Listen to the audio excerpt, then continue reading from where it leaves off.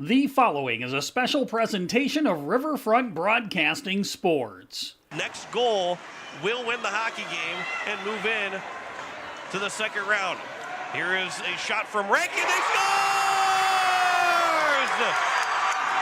Nathan Rankin, a 3-2 overtime winner, taking the selfie with the glove.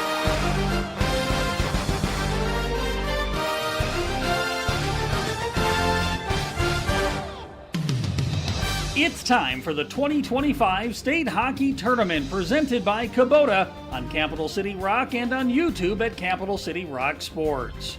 The State Hockey Tournament is brought to you by AGE, Papa Murphy's, AirTech, Hepper's Sports Center, Beck Motors, Xander Auto Parts, May Adam, and Lake Area Tech. Now it's back on the far side. Schneider square away. That shot, he scores.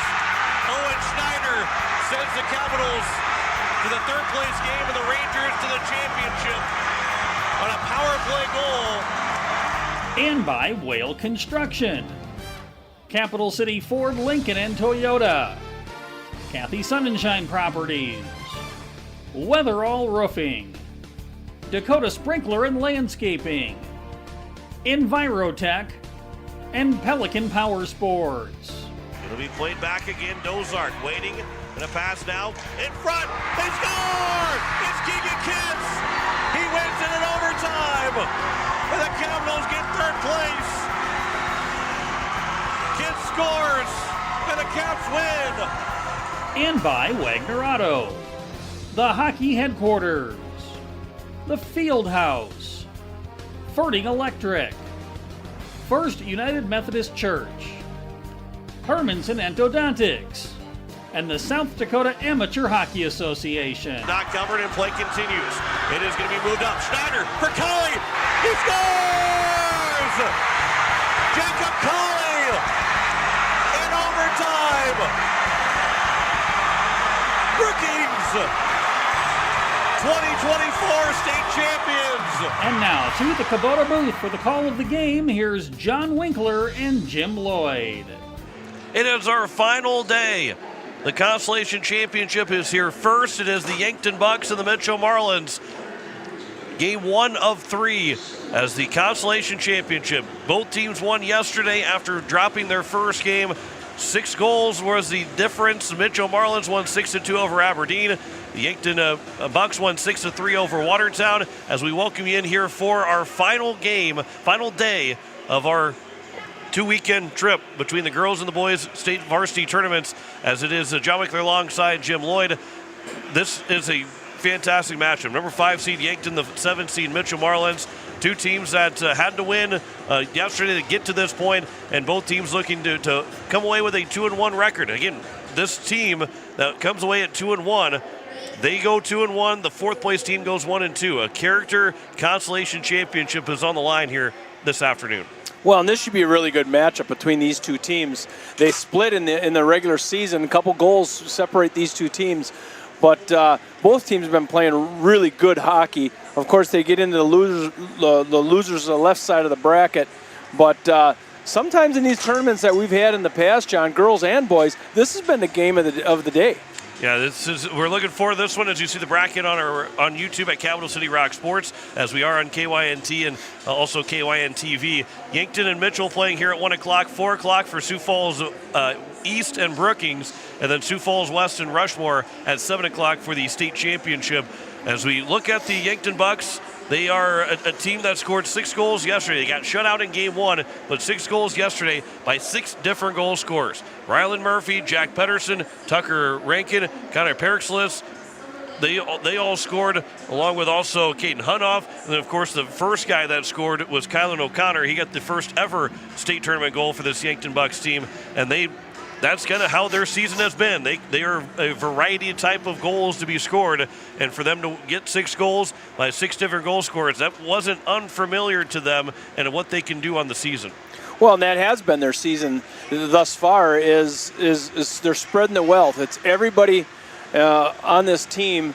Everybody's carrying the load. They don't have that one go-to guy that they go to. It's everybody. It's those first two lines for that team. They're all within a few goals of each other, and of course the assists are as the same. So they spread the wealth. It's a team effort on the Yankton's part. It's still a team effort on the Mitchell Marlins side, but it is that one guy, Parker Denny, had 2 goals and 2 assists yesterday. They also were shut out on Thursday and got 6 goals, 2 from Parker Denny, 1 from Everett Morrison, Brody Holes, Nathan Guthner, as well as also, I believe, actually that is the those 6 goals that were scored for the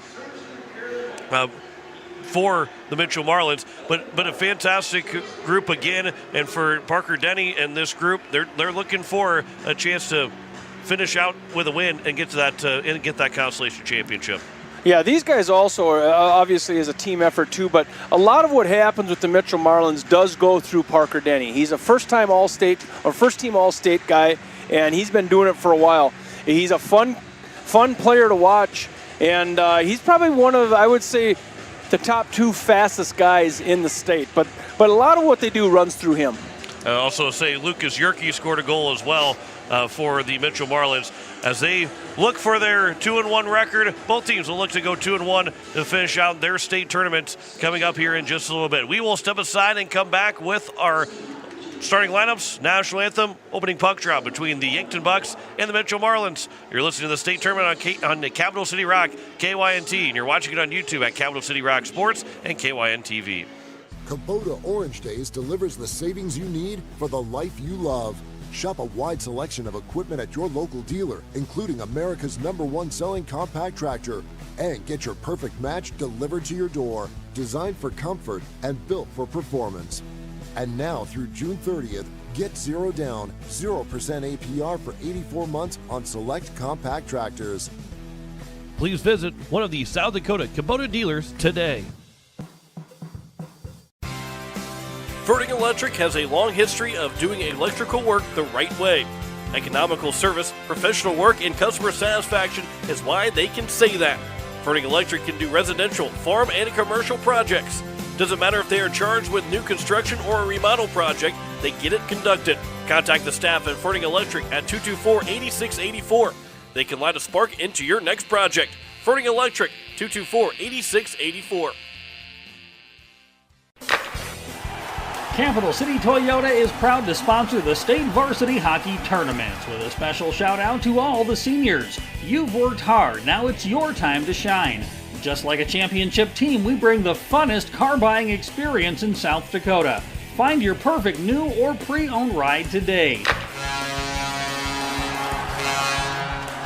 Good luck to all the teams and seniors from Capital City Toyota. Your home and business are important to you, and you need quality furnace and air conditioning products and service. With a combined 50-plus years of experience, AirTech Heating and Cooling provides you with just that service. Call 945-0160 for sales, service, and installation of furnaces, air conditioning, and heat pumps. AirTech Heating and Cooling features the American Standard products. Sales, installation, and service. You want the best, and that's what you'll find at AirTech Heating and Cooling in Pierre. Weatherall Roofing and Insulation is a family-owned business that has served Central South Dakota for over 25 years. Weatherall Roofing and Insulation specializes in metal roof restorations and flat roof repair. They also offer the highest quality insulation using closed-cell polyurethane foam and blow-in fiberglass. For all your roofing or insulation needs, make Weatherall your first choice. And remember, just foam it. Papa Murphy's Pier makes fresh, delicious pizza exactly when you need it. And so do you when you bake that pizza to perfection at home in your oven. That is, after Papa Murphy's takes care of hand-making the dough, hand-chopping the toppings, and hand-shredding the cheese to make your pizza just the way you like it. So really, you make the pizza together with Papa Murphy's, but you get all the delicious pizza to yourself. Papa Murphy's. They make great pizza so you can make the pizza great. Order online today at papamurphys.com. As we welcome you back here on Capital City Rock, KYNT, Capital City Rock Sports, and on YouTube at KYN TV. The Mitchell Marlins making their way to the ice. A little bit extra lights, Jim, here at the Prairie Lakes Ice Arena. Yeah, they're using a little laser show where the players are coming on today, and I would guess that that's what's going to happen. It's Championship Saturday here at Prairie Lakes Ice Arena, And already, we haven't even started the game, and it has just a little bit different feel. The horn's loud, too. And the horn, yeah. We haven't heard the horn up until now. It would be interesting to see how much we hear it today, other than just those teams coming out of the ice, as the Yankton Bucks will be making their way to the ice here in just a moment as well, as you can see that on our YouTube channel. As they are actually going to starting laps, so we'll sit it down for the starting laps. At defense number 31, Kenny.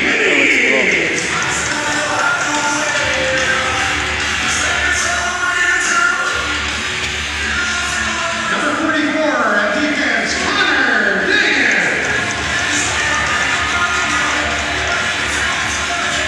At forward, number 4, Lucas Yerke.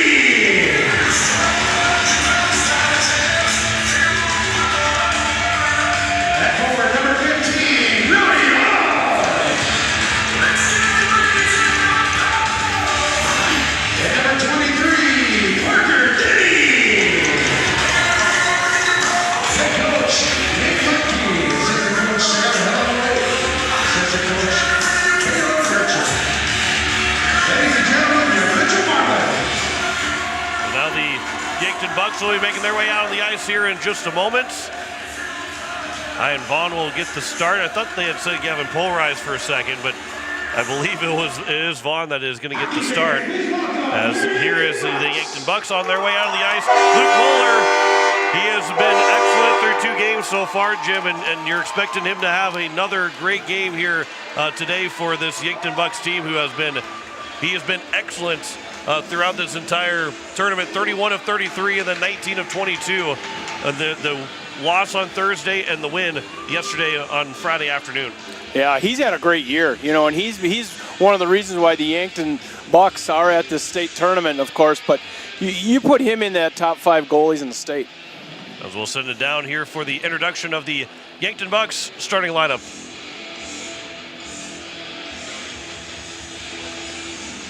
You are listening to KCCR FM Blunt, as well as also KYNT Yankton.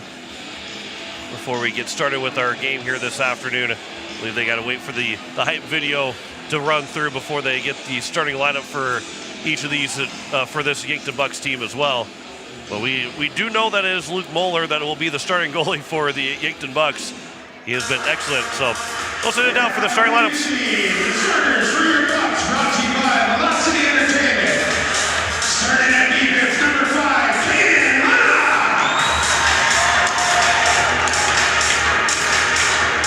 At defense, number 7, Easton Gunn. Your left wing, number 19, Ryan Murphy. At right wing, number 14, Tucker Rickett. And your center, number 10, Jack Peterson. And the man between the pipe, your goaltender, number 30, Luke Moore.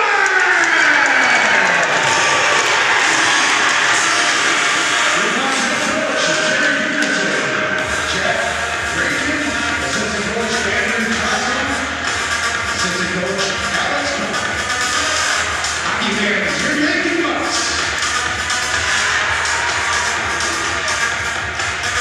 If I may have everybody please rise for the playing of our national anthem.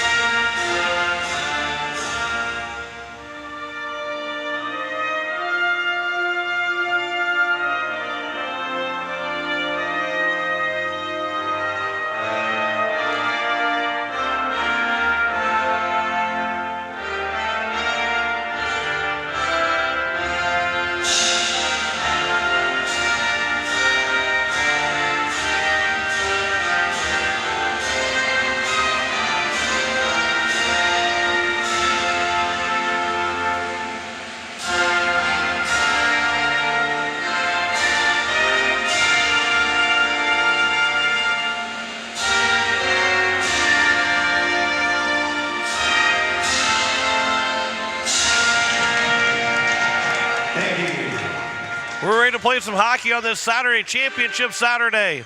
Our final day of our 2-weekend trip of the girls and boys state varsity tournaments.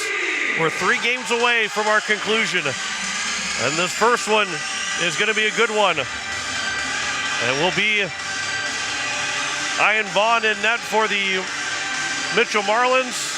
Luke Moeller in net for the Yankton Bucks. As we get set for our first game today, we want to make sure that it is Ian Vaughn. He's on the far end of the ice. I think they had said Gavin Polreis, but it is Vaughn, number 35, that is the goalie. As yeah, it is Vaughn that is the starting goalie. I was not expecting Vaughn not to play in this state championship or the Consolation Championship. Both these goalies have played every single minute, every single second of the state tournament for both these teams.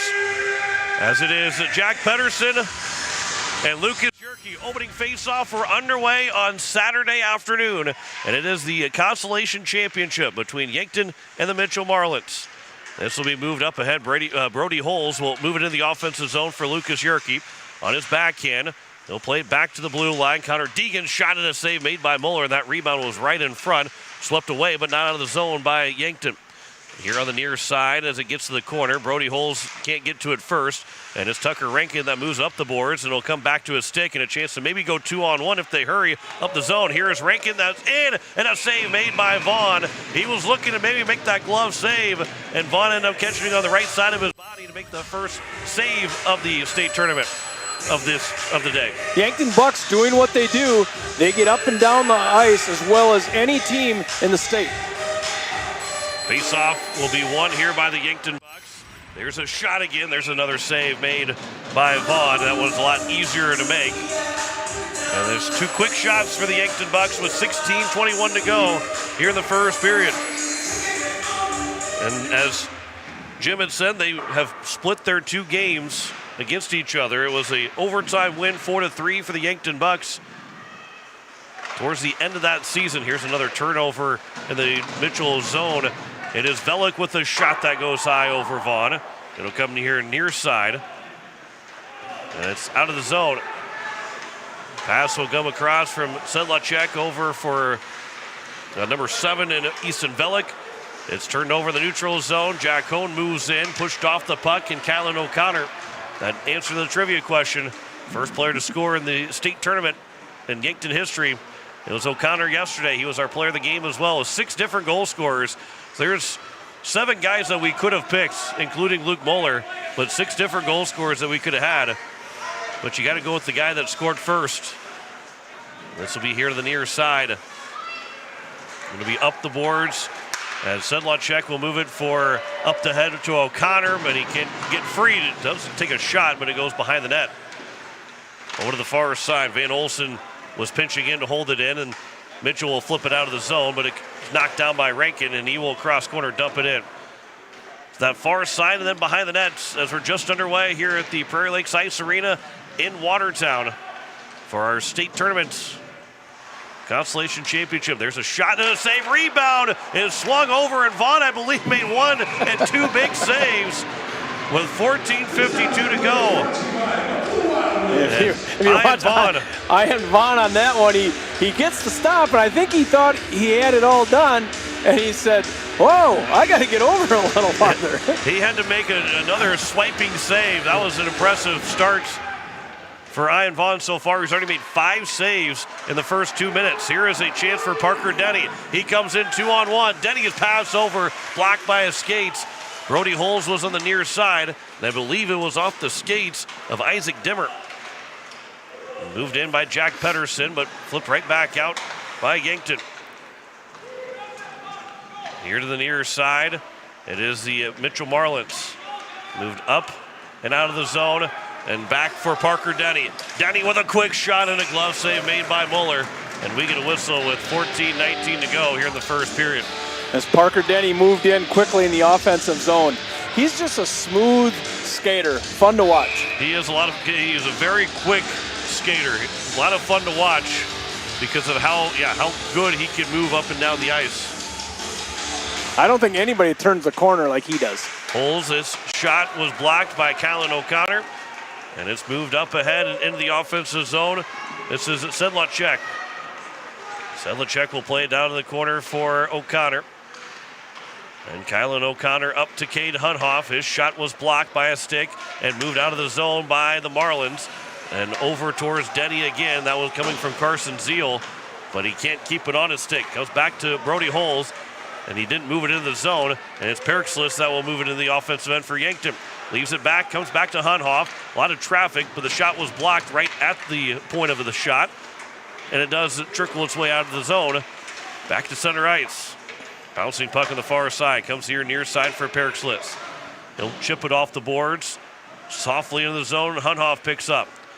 Hunhoff goes into the corner. He's pushed off, but hangs on the puck. His pass out for Velik. His shot goes wide. It'll come here to the near side. And it's near side again. Back behind the net for Sedlacek.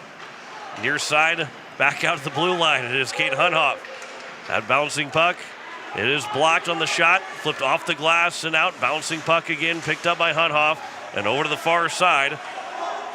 But his pass almost was turned over in their own zone. And it'll be played out. I believe that's Carson Zeal that will flip it high out to the center ice. Everett Morrison will tap it along, and it's Jack Hone that brings it in offside, and we will get a whistle with 12:42 to go here in the first period. First game of 3 today. This is the Consolation Championship. And then at 4 o'clock, we will move into Sioux Falls East and Brookings. And then, of course, the 7 o'clock championship game. Into the Mitchell Marlins offensive zone, but flipped out by Cooper Larson. Then flipped again by the Mitchell Marlins crossway. And bouncing puck. That'll be bounced in by the Marlins. Over to the corner. Morrison, he had a chance to get it to Hone, but flipped it back behind the net. Then centered towards home, but his stick was tied up. And it's out by Van Cleve on the stick and out of the zone by Kate Schramm. Near side, Mitchell Marlins turn it over. Centering pass for Pedersen, but his shot was blocked. And it's now picked back by Tucker Rankin. Behind the net, Pedersen bouncing puck again. And it's out of the zone. Morrison, he's pushed off the puck. And then he takes a spill right at the blue line. Moved over from Murphy into the offensive zone. Rankin gets free, he scores! Tucker Rankin, he scored once yesterday. He gets the first goal. As he moved in right around the defense. Got caught flat-footed. And Rankin goes low on Ian Vaughn. And with 11:39 to go, we've got our first goal of the game. It's always nice to get that first one. This will loosen everybody up. I expect this game to pick up the pace. That first goal of our championship Saturday, scored by Tucker Rankin. Early on in this game, this will be in the offensive zone. Chipped along, trying to get it to Denny. Comes free, pass over, Denny can't get the shot. The net is dislodged, and what a great defensive play by Max Weisenberger. He was able to find his way, and he dove for that puck. Just disrupted enough where it went off the stick and bounced over the stick of Denny. And a great play by Weisenberger. Denny thought he had a slam dunk there. If it wasn't touched by Weisenberger, it definitely was a slam dunk for Parker Denny. This bouncing puck comes in from the blue line, save made by Moeller. Just a second shot by the Mitchell Marlins. Goes all the way down into the zone. Perkslis will get to the corner to pick it up. And now it's Kylan O'Connor. He'll send it back around to the far side. It is Denny that grabs it, and he'll move it to the neutral zone. Fought off a one check, then flips it high over the top of the crossbar. Stays in play. And then it'll be moved up to the blue line. That pass back over for Denny. It was missed, and then out of the zone. And up ahead, it comes to Sedlacek. Now there's a shot that goes wide. That was from number 12, Max Weisenberger, who just made that great defensive play. Lucas Yerke on the far side was waiting for the puck to get to him. Almost was turned over, but it's a 2-on-1 for the Marlins. Denny moves in. His pass over for Holes. Holes with a shot. He scores! Under the bar and in. after that puck to maybe go back to Parker Denny. Brody Holes says, I've got 17 goals in the season for a reason. And he ties it at 1 with 10:23 to go. Right over the shoulder and under the bar. And no chance for Luke Moeller. Jim, you said it. Things are going to open up. Things open up pretty quick. Yep, already 1-1. Barely over a minute later, and the Mitchell Marlins tie it up. Unselfish play there by Parker Denny. Jack Pedersen comes free. He scores! 11 seconds later, it's 2-1 Yankton. And open up it does. 2 goals in what? 11 seconds. 11 seconds. Pedersen right through 2 Mitchell Marlins players, right in front of Vaughn, and as high out as he was, he tried to make himself big, but Pedersen wasn't going to miss from there. His second goal of the state tournament. So it's now a 2-1 lead for Yankton. 10 shots, 3 goals in this game. Back in, and Pedersen wraparound chance. Almost had a second opportunity, second goal in a matter of 12 seconds there. That was a wild sequence. Pedersen almost had his second one. This will go to the far side of the quick face-off. 9:55 to go. And it'll be moved around. 2-1 is our score. If you're just joining us, you missed just a couple of seconds ago with 2 goals in 11 seconds, 1 from each team.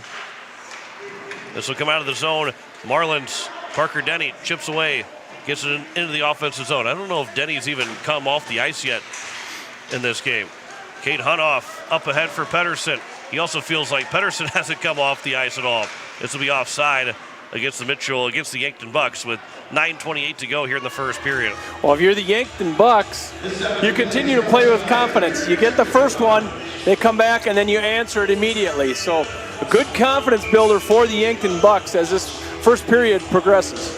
Jack Hone on the face-off for Mitchell. Lost it back to Perixlis, sent in from the blue line, and we get a frozen puck and a whistle with 9:22 to go here in the first. 9-3 in shots in favor of Yankton. 2-1 on the Kubota scoreboard. Face off to the left of Vaughn. It is won by Yankton. O'Connor played it back to the blue line. That shot from Van Olsen was blocked as it went to the corner. Flipped up, not out of the zone, turned over, and a shot from Sedlacek did not. He was fanned on it. Comes out of the zone. Near side here at the Yankton blue line. Van Cleve, his pass for Perixlis, too far in front of him as he continued to back skate, and it almost turned into a turnover in the defensive zone. This puck is fluttering at the blue line, does come out. Mitchell puts it back in. They are on side. As it's at the blue line again, couple players tumbled down, chipped up. That is going to be delayed offside. Mitchell will turn and tag back up, and it'll come near side for Van Cleve to push out of the zone. Sedlacek will move it over to the far side. It is Van Olsen that carries it in. His backhand was broken up. Perixlis will have it. And behind the net, trying to center one off the skate of Vaughn, but not flipped out by Mitchell. Sent back towards the net. First one was blocked.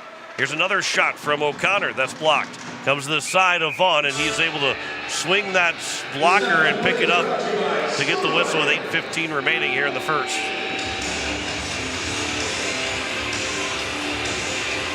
Face-off will be to the right of Vaughn. 8:15 remaining here in the first period. And a 2-1 Yankton lead. This will come out of the zone. Go all the way down. Parker Denny racing to it. The first one to pick it up was Isaac Dimmer. Turned over to Denny in front, but can't get his backhand to get a shot away. Held in by the Marlins. Stepping up was Coy Olsen. Olsen behind the net. His pass, that one misses for Denny, and then it's chipped out of the zone by Schramm. Carson Zeal will have to play it back in his own zone, hard off the boards. Almost is turned over at the blue line. Now goes the other way for the Marlins. Brody Holes, who's got one off the glove of Mueller, and it goes to the top of the crossbar. Holes picks it back up. He's trying to roof that one, and he puts it to the roof of the Prairie Lakes Ice Arena instead of the roof of the netting of the nets. And we get a whistle with 7:33 to go. The first shot in that sequence, Moeller did not field it cleanly. I think he thought he had it in his glove at one time and went over the top of it. It hit the top of his glove. One that you don't see very often, him not catch a puck cleanly. This will be chipped from the behind the red line, but right over to Easton Velick. And then it's chipped out of the zone by Velick and played then off the glass, high up in the air, kicked along by Hunhoff. And then it's moved over to the far side as it's moved back in by Tucker Rankin, but he is offside. 7:14 remaining here in the first period. A little baseball music here in the Prairie Lakes Ice Arena today. It doesn't feel like baseball weather anymore outside. There's a shot from the red line. That was a chest save by Vaughn. Turned over in front, and that one goes high. That was a careless turnover to Tucker Rankin. That was passed basically right to him. Here on the near side, comes back to Rankin. He'll flip to the corner, and behind the net, try to center one as Vaughn was looking the other way. And then there's going to be a hooking call against the Yankton Bucks as Rankin is going to get called for it. The evidence was there. Rankin, his stick got lodged in the jersey of the Mitchell Marlin player. And Rankin will go to the box. And it is a Pelican Power Sports power play for the Mitchell Marlins, who are 3 for 5, all being yesterday. They were 0 for 0 on Thursday, 3 for 5 yesterday on the power play. With 6:50 remaining in the first period. It is Rankin in the box for 2. Quick shot that's tipped wide by Hunhoff. He blocked that one. It is O'Connor. Backhands it all the way down. Rankin in the box for 2 or less. Parker Denny will pick it up. Their power play is buzzing in this state tournament, scoring 3 times yesterday against Aberdeen. Denny will move into the offensive zone, but that will come right back out. He kind of jumped there, but it looked like he was gliding about 20 feet on the ice. Back to Denny. He'll move in onside. Denny gets to his backhand with a good stick from Hunhoff. And then Hunhoff will clear it all the way down. A little bit of a curve to it. Looked like it was going to go straight into the crowd, and it found its way sitting right back down the ice. Still 1:05 to go on the power play. Denny flips it over. There's no one there for Mitchell. Lucas Yerke retreats to pick it up. Hunhoff was looking to attack shorthanded. Pedersen hounding back, and Mitchell can't get anything set up on the power play. Here's the quarterback with it, Parker Denny. He will ice the puck with 5:36 to go, and a little bit of frustration on that power play for Mitchell right now. Still 47 seconds remaining on the man advantage, but nothing at all for this Marlins team. Yankton doing a nice job on the penalty kill there. They extended it down through the neutral zone, and Mitchell's having a hard time getting up through the neutral zone. Jack Pedersen will take the face-off for the Yankton Bucks. He'll win it, chipped by Schramm, and then it'll be sent to the far side. Bouncing puck at the blue line. It's held and grabbed by the Mitchell Marlins. Everett Morrison trying to race into the offensive zone. He's able to chip it around. Morrison, he gets free, and a shot and a save made by Moeller. Another chance. It never got to the net. It was blocked right in front. One hand on the stick, and Van Cleve will clear the zone. It was a great move by Morrison. He tried to deke out Moeller, who got his left pad right on it at the last second. As there's an offside call. Holes was about 10. He was 10 feet offside by the time that the puck crossed the blue line. Offsides by just a little bit. That one was, and that was one of the easier offside for a referee to call. You didn't have to really see the fine line of it. He looks back at the linesman. He says, yeah, I'm off by a mile. This will be flipped in from the red line by Mitchell all the way around with 10 seconds to go on the power play. Their first one of the day. Comes near side. Eston Schlimgen will let it go back for Connor Deegan. Backhands it to the corner. Morrison will pick it up. Morrison. As Morrison waits, his shot, save made by Luke Moeller. And as Mario tells you, it's back to 5-on-5. Kylan O'Connor make that so. Sedlot check, moves in, they score! His pass to Cade Trim. 3-1 Yankton.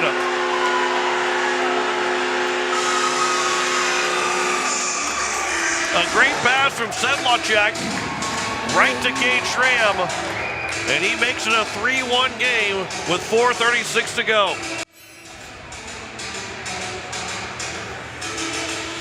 And the Yankton Bucks have done it all year. They can get up and down the ice in a hurry, and they can also put up some numbers. They've had some games where they've scored 10 goals this year. As we get a new puck. That was Schramm. We got a new puck, but Schramm had 7 goals and 9 assists throughout the entire season. Maybe that puck a little bit too warm. Either way, it is a 3-1 lead for the Bucks now over Mitchell. As Parker Denny comes in the near side, it is Brody Holes. Near side, it'll be picked up by a Sedlacek. Sedlacek will move into the offensive zone. It'll be Lucas Yerke that will pick it up. That was right after the power play had expired. As Brody Holes his pass over for Parker Denny. And it moves up by Isaac Dimmer. That was off of a skate, goes all the way down. 4 minutes to go here in the first period, in a 3-1 lead for the Bucks. There's a shot that goes off the pad of Vaughn. Back over, Rankin shot, make that Sedlacek shot was blocked. O'Connor picks it up. Back out to the point. Here's a wind-up slap shot, and that goes wide by Weisenberger. Velick throws it to the net. It was redirected, and a stop made by Vaughn. He's been busy. 14 shots in this first period by the Yankton Bucks. He's made 11 saves with 3:35 to go in the first. Sedlacek, well, Schramm gets the goal. And well, even for Sedlacek, who picks up his second assist, but Schramm's the 7th different goal scorer in the 9 goals in the state tournament for the Yankton Bucks. Pedersen and Rankin both scored yesterday and are the first 2 guys that scored in this game. Near side goes back to Hunhoff. That shot was off of a stick and over the top of the crossbar. Hit Carson Zeal's stick from Mitchell, and it went right over the top of Vaughn. Out to the blue line. This will get out of the zone. 2-on-1. Parker Denny and Holes moving back in. Denny moves in. His shot and a save made by Moeller. Hunhoff, he's decided to drop down. He took the pass away and allowed Moeller to face just the shot from Denny, which is tough as it is, but a great play as you can see in the replay. Hunhoff didn't go for the block shot. He looked for the block pass and allows Moeller to focus on Parker Denny. You got to have the, and usually you kind of teach that the defenseman to take it with the pass away, because the goalie can go one-on-one and try and make a save. But if he is going to go post to post, makes it a lot harder to try and make potentially one save from one guy or another shot coming, and it makes it a little bit harder. So most defensemen will take that pass away. Here is Hunhoff that picks off the puck in the neutral zone, and it's moved back out for Schlimgen. It's loose right at the center ice dot. Schlimgen picks it back up with Jack Hone, and it comes out of the zone by Jack Pedersen. 2:25 to go here in the first period. It is offside against the Mitchell Marlins.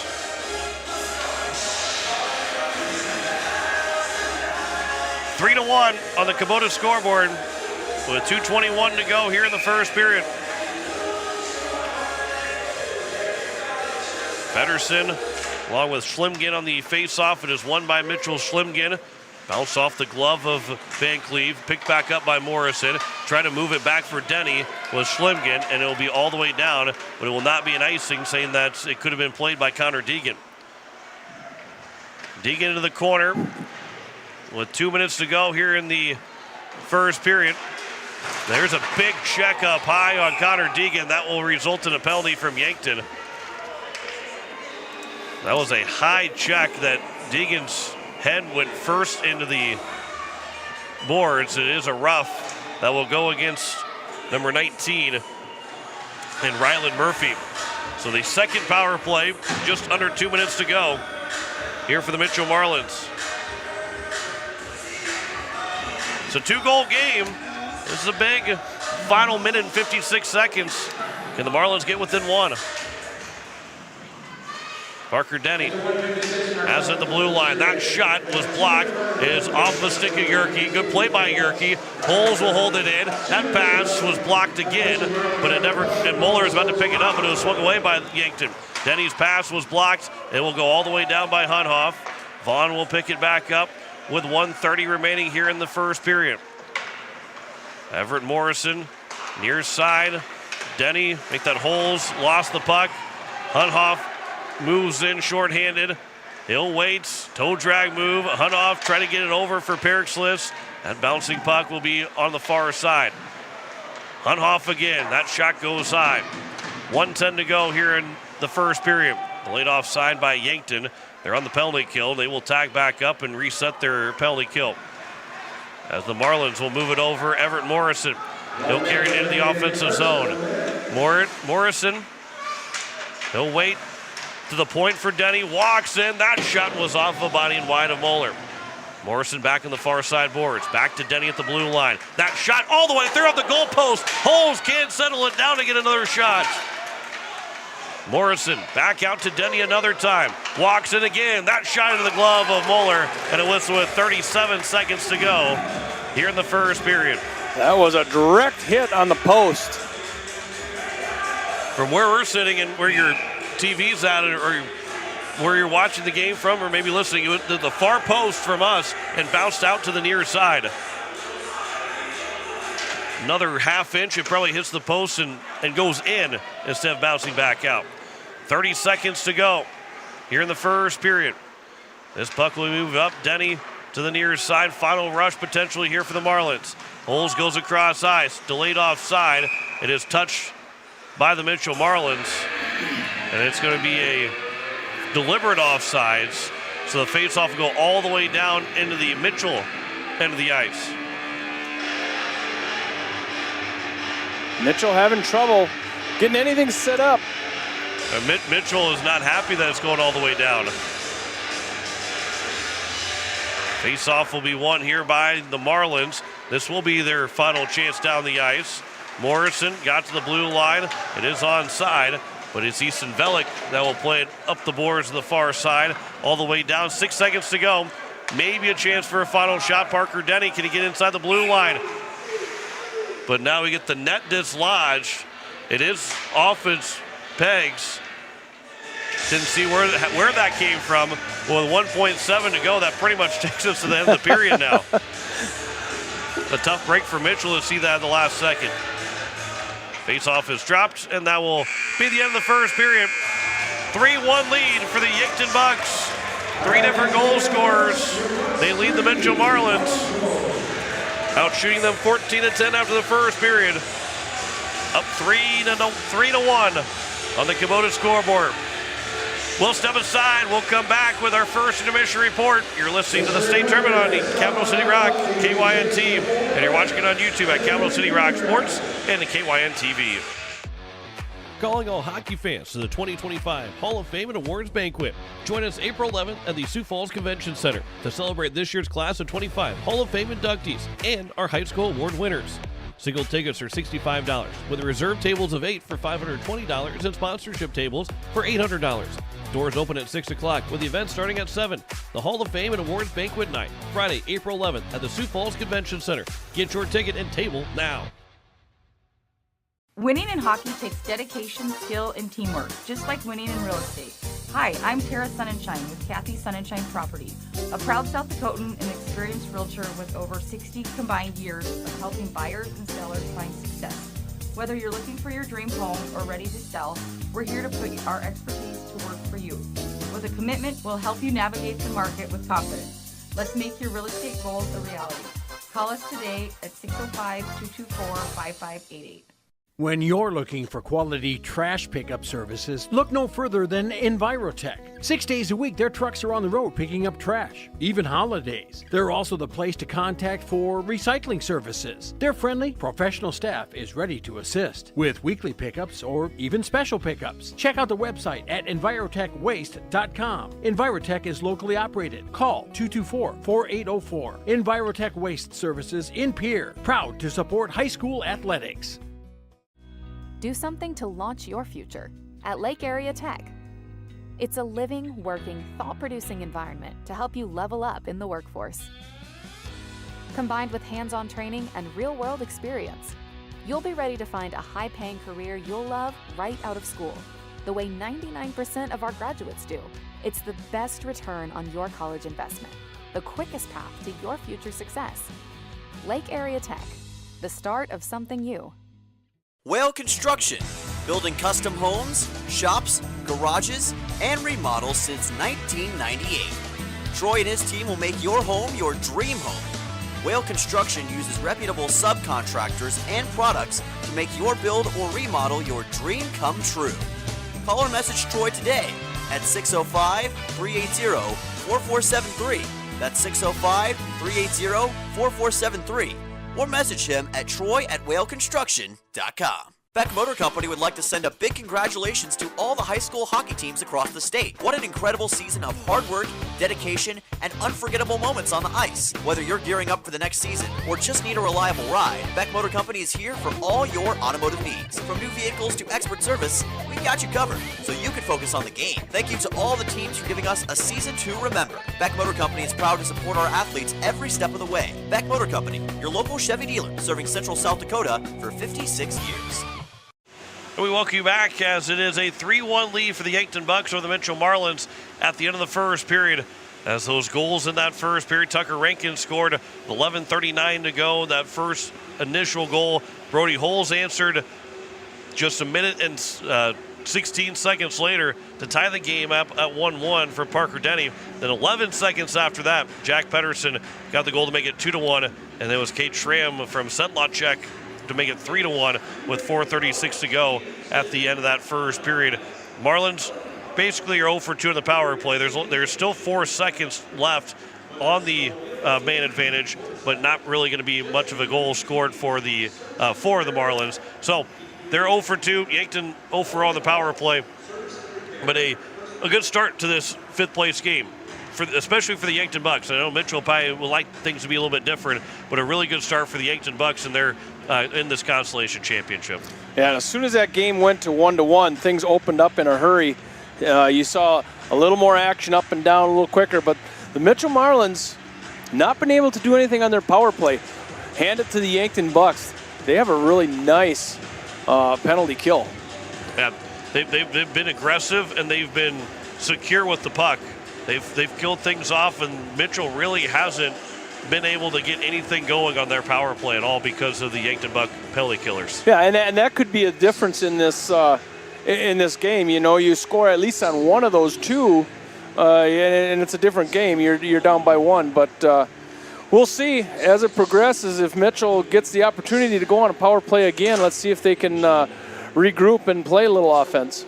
It is 3-1 for Yankton over Mitchell at the end of the first period. We'll step aside and we'll come back with more of our first admission report. After this, you're listening to the state tournament on Capital City Rock, KYNT, and you're watching it on YouTube at Capital City Rock Sports and KYN TV.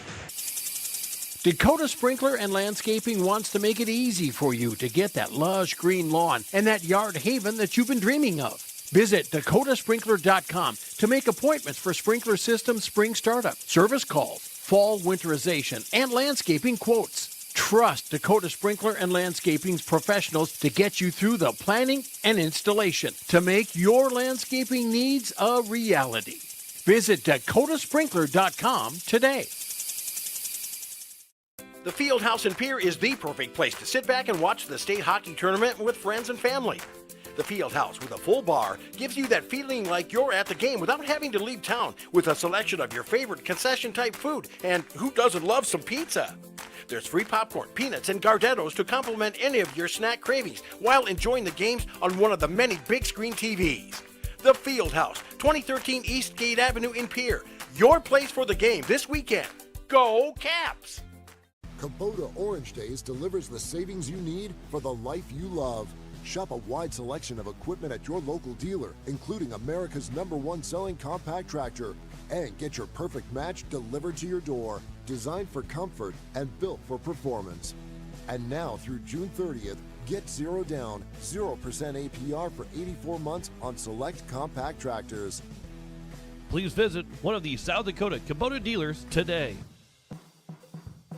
The puck drops, the crowd roars. South Dakota hockey is in full swing. Capital City Ford is proud to support this year's state varsity hockey tournaments and celebrate the dedication, teamwork, and passion of every player on the ice. To all the seniors, congratulations on an incredible season. Whether you're heading off to college or staying close to home, we're here for all of your automotive needs. Stop by Capital City Ford in Pierre. We'll get you on the road to your next adventure. Capital City Ford in Pierre, driven by community, powered by you. Are you ready for adventure? Then head over to Hepper Sports Center, your authorized dealer serving the Hub City area. Get huge savings, $1,500 cash back on select side-by-sides, or snag a sweet deal with 1.99% financing for 36 months on ATVs and side-by-sides. Don't miss out. Stop in and see Wade and his team at 501 5th Avenue Northwest. Call for your service appointment at 605-225-9279 or email heppers@nbc.net to book your appointment and start your next off-road adventure.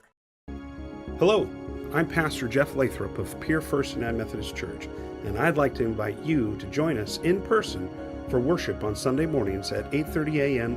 or 11 a.m. You can also join us on Facebook Live or on KCCR 1240 a.m. or 98.9 FM for our Sunday morning broadcast at 11 a.m. Come worship with us at First United Methodist Church, where you will find open hearts, open minds, and open doors. It is 3-1 after one period between the Yankton Bucks and the Mitchell Marlins. John McClure alongside Jim Lloyd, as it is three different Yankton Bucks who have scored, as you see on the game reset end of the first period stats there. Tucker Rankin, Jack Pedersen, Cade Schramm have all scored, and Schramm getting his first of the state tournament, so there are now 7 different guys that have scored in 9 goals for this Yankton Bucks team. Mitchell Marlins with the Brody Holes that scored his second of the state tournament. 14 attended shots that got a lot closer as the period went on, and it is 0 for 1 power play. We mentioned pretty much going to be 0 for 2, but not quite yet. Not, the mathematically eliminated type of things. There's still 4 seconds, so there's still that possibility that maybe they go 1 for 2, but you're expecting them to be 0 for 2 at the start of this second period, as it's a 3-1 lead for the Bucks over the Marlins. And Jim, what does Mitchell need to do here to get themselves back into this hockey game and back tied at least by the end of the second period? Well, we already talked about they need to take advantage of their power play or any other little opportunities that they get. They've had some good looks, They got to obviously find a way to get it around Luke Moeller, but that power play, when you get the next power play opportunity, you have to take advantage of it. And they've not been good so far. They haven't had the success that they would like to see. 3 for 5 yesterday and 0 for 1, basically going to be 0 for 2, and they haven't had a good power play. But it takes just one good shot. There was one good shot on that power play, as we're going to look here at some of the replays for this period before we get to our commercial break. And this was, I believe, going to be here's the first goal of the game. That was coming from Rankin that went right through the 5-hole of Vaughn. And then Brody Holes, there's the goal scored by Schramm to make it a 3-1 game. As it is the Yankton Bucks that lead the Mitchell Marlins at the end of one period. 3-1 on the Kubota scoreboard. And here's that look again at the Rankin, or the save by Vaughn. That was a fantastic save by Vaughn early in that part of that game. But here's that goal from Rankin that's got it 1-0. For Yankton at that early part of that contest. As we look at also the second replay of the first goal for Mitchell, Denny had it, and he went for the pass. You don't see Denny. I wouldn't say you don't see Denny pass a lot. He's got 25 assists in the season. As Pedersen in front on a turnover, and you're not going to stop Pedersen that often. That was right in front. As there's your look at the goal scored for these first 4 in the first period. It is a 3-1 lead for Yankton at the end of 1. We'll be back with the second period after this. You're listening to the state tournament on Capital City Rock, KYNT, and you're watching it on YouTube at Capital City Rock Sports and KYN TV. The lawyers at the May Adam Law Firm in Pierre know how important your families are to you. If you've been putting off getting your affairs in order, know that the May Adam Law Firm is available to counsel you through your questions and help you get the documents in place so that you've made your loved ones secure. Call them at 224-8803 and they can chat with you about how to document your concerns and care for your family. We're all in this together, and the May Adam Law Firm is ready and able to help. Dr. Brian Hermanson serves Central South Dakota with specialty root canal treatment. Hermanson Endodontics aims to provide treatment that is not only comfortable, but has a quality-first emphasis. We believe that by preserving as much healthy tooth as possible, we can help you retain your natural teeth longer. This is accomplished with state-of-the-art three-dimensional imaging and the dental operating microscope to guide diagnosis and treatment. Ask your dentist if a root canal specialist is right for you. Hermanson Endodontics, 1709 North Lincoln Avenue in Pierre. Wagner Auto Company is your complete transportation headquarters. Now is the time to order your new Buick, GMC, Chrysler, Dodge, Jeep, and Ram vehicles, plus a good selection of quality pre-owned and certified pre-owned vehicles. They'll take care of you after the sale with a full-service parts and auto body shop with trained technicians, along with a friendly financing team that'll work with you to find the best deal and one that'll fit your budget. Wagner Auto is your local full-service family-owned dealership for over 115 years. WagnerAuto.com. That's WagnerAuto.com. When you're in the need for high-quality replacement auto parts, look no further than Zander Auto Parts and Machine Shop in Pierre. Zander's has been servicing the Pierre area for over 40 years. Their professional parts techs can get you the parts you need and get you back on the road. Stop by Zander Auto Parts and Machine Shop at 500 West Sioux in Pierre or call 224-9221. Zander's, your source for domestic and foreign auto parts and accessories. AGE Corporation has been building South Dakota for nearly 60 years. For all your site work, construction, and crane needs, AGE is there for you. If you need a boat dock and dock lighting, AGE has what you need. Visit their website, agecorp.com, or give them a call at 223-2732. AGE Corporation, providing high-quality services without sacrificing safety. Visit agecorp.com or call 223-2732. The Field House in Pierre is the perfect place to sit back and watch the state hockey tournament with friends and family. The Field House with a full bar gives you that feeling like you're at the game without having to leave town, with a selection of your favorite concession-type food, and who doesn't love some pizza?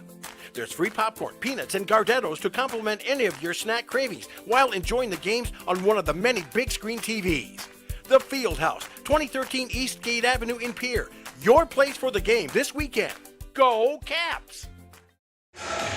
And we welcome you back as we get set for our second period of our Consolation Championship between the Yankton Bucks and the Mitchell Marlins. John Wickler alongside Jim Lloyd. It is a 3-1 lead for the Bucks over the Marlins at the end of the first period. 4 seconds of a power play for the Mitchell Marlins, and then it'll be the back to 5-on-5. We expect it to still be 3-1 in 4 seconds. Although it was just a couple days ago, was it Wednesday night, that we had the fastest ever NHL overtime goal scored just 4 seconds in. Don't know if that's going to be the case. Don't know if that's ever going to be beaten. I don't know if you can make that happen in high school hockey, but well, if they score a power play goal in 4 seconds, then they're 1 for 2 in the power play. Not too bad. 2. They didn't win the opening faceoff, and that'll take care of that power play. So they are now 0 for 2. As we are back to 5-on-5. Tucker Rankin at pass. That one hits the skates of Ryland Murphy. It comes back to Murphy. Now Murphy again. That'll get to the corner. Brody Holes up ahead for Lucas Yerke.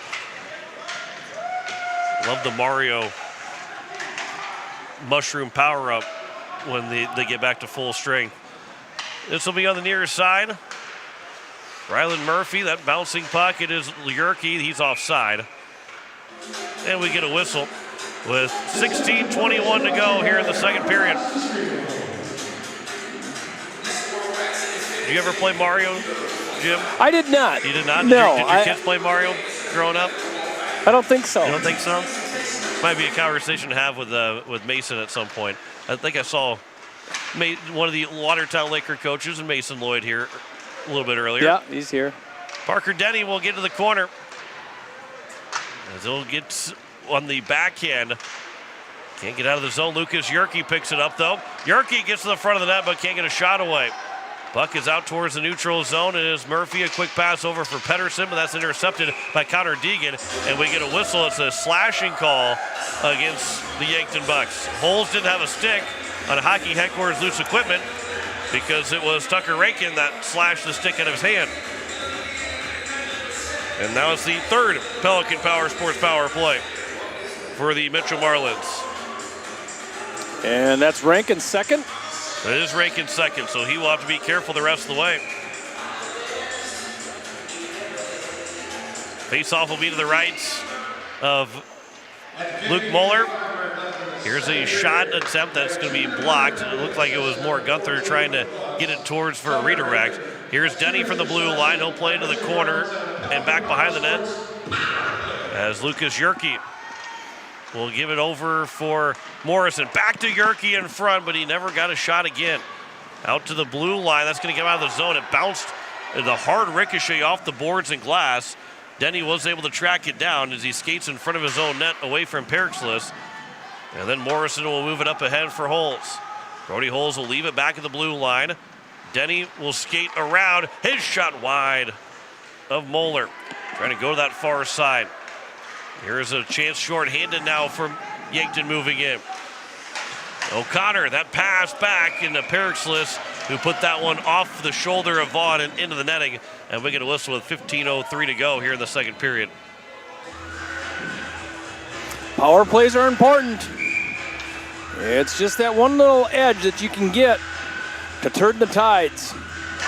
Face-off. This is a face-off that's won by Yankton in a quick shot. And the Marlins goaltender and Vaughn will make the save. Face-off again won by Yankton. Another quick shot off the mask of Vaughn.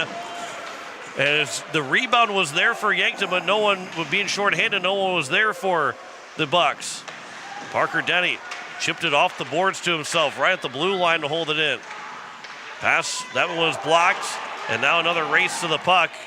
The first one to get to it will be Gunther, and he will send it up the boards, but it was knocked down. Schramm over, save made by Vaughn at the goal line, and he's able to cover it up. It got behind him, and Vaughn was able to put the glove on top of it. And he knows how lucky he is. He fell on his left elbow, and it was just enough to touch the puck and put it around the backside of that post. It's sat right on the line.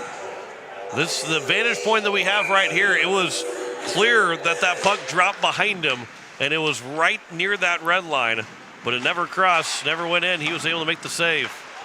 Guthner will move it up. Almost didn't have enough speed to get to that player in Brody Holes. Hunhoff almost took it away. Hunhoff with a stick lift a couple times of Schlimgen, and then it'll be sent back out by Yankton, knocked down by a glove and grabbed, and Schramm moves in. Cade Schramm in behind the net. Schramm still with it, killing off more time, 10 seconds to go, and another power play that Mitchell was able to get set up once, but never really got a good golden opportunity.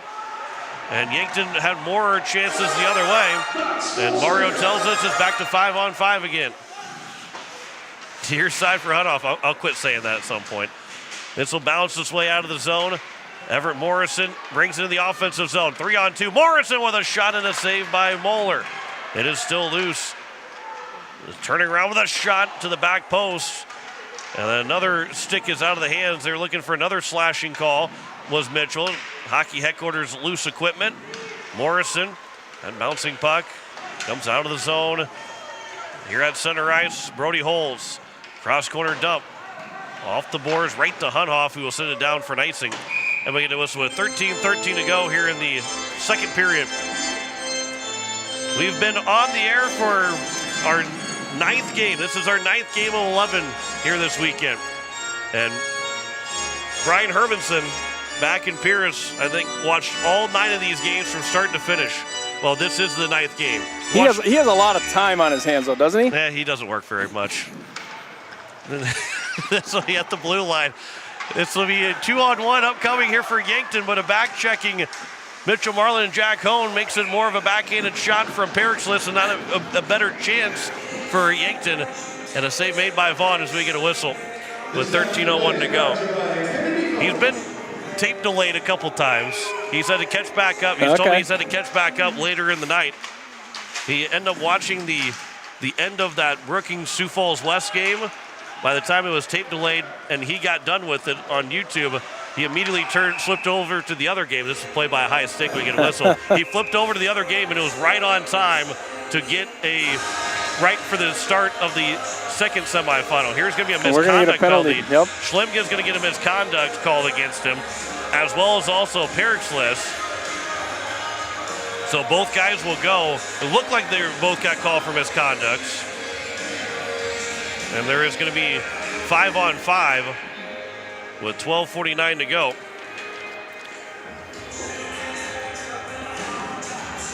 So Perixlis, as well as also Schlimgen, with 12:49 remaining here in the second period. Offsetting penalties will stay 5-on-5. And then I thought it was a misconduct penalty, but we will check to make sure, because that'd be a 10-minute for both those guys to be in the penalty box. That would take us almost to the end of this second period. This will be offside. And we get another quick whistle. They have not put those penalties up in the score sheet yet. And we have not heard the official announcement as of yet either. 12:45 left to go here in the second period. We remain 5-on-5. Brennan Penne will move it up. That one misses as he was looking to get it for Drake Grenier. This will be out of the zone. It's Everett Morrison into the corner. Over to the far side for Yankton. As this will be for Connor Deegan again. Into the zone, Everett Morrison. Morrison brings it in. Morrison shot wide of Luke Moeller. Back behind the net. To the near side. This will come out of the zone. And it is the Yankton Bucks. Connor Deegan. I think they started to say the penalties, and I don't think they got to Connor Perixlis' last name, and they decided to stop with the penalty call. Here's a shot that Vaughn will cover to get a whistle with 11:53 remaining here in the second period.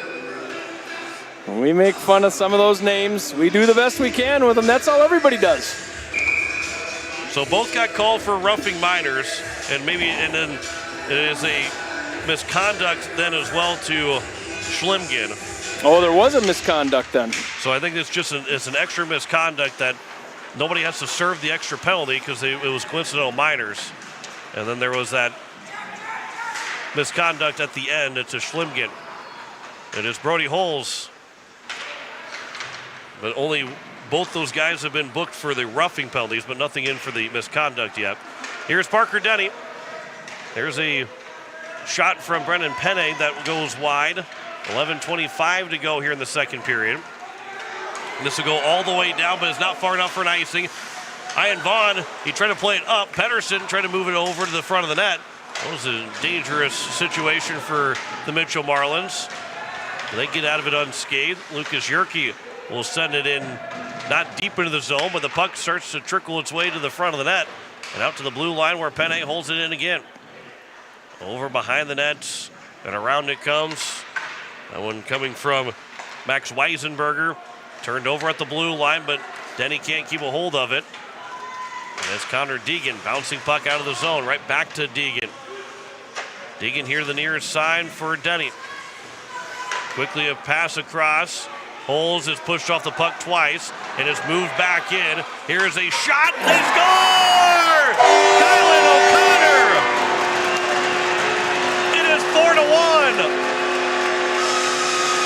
Kylan O'Connor came off the bench and just pushed the Mitchell Marlins away from the puck and took it the distance of the zone. He pushed Brody Holes right off the puck, and he takes it down and scores himself. It's a great individual effort with some fresh legs as he just hit the ice. 10:33 remaining here in the second period. So Esten Schlimgen came out of the penalty box, but he's going back to the penalty box. Yep. So now they'll lose him for, is it 10 minutes? Yeah, it'll be 10 minutes from the 12:40 or the 10:40 some mark, because I can't read my handwriting. And he'll be able to come back with about 40 seconds remaining in that in the period. And my wife says, why write it if you can't read it? Here's Parker Denny. That's a good point. They have Perixlis that scored. I thought it was O'Connor that had scored that goal. I think it was O'Connor. I thought it was 29 instead of 39. We'll find out, but I think it was O'Connor. Here is O'Connor that has it back. Unhoff. O'Connor back in, but he can't get a shot away. There's a shot. There's a save made by Vaughn. He didn't see that cleanly, but he does make the save.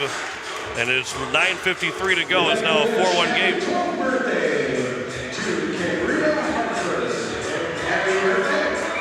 So it is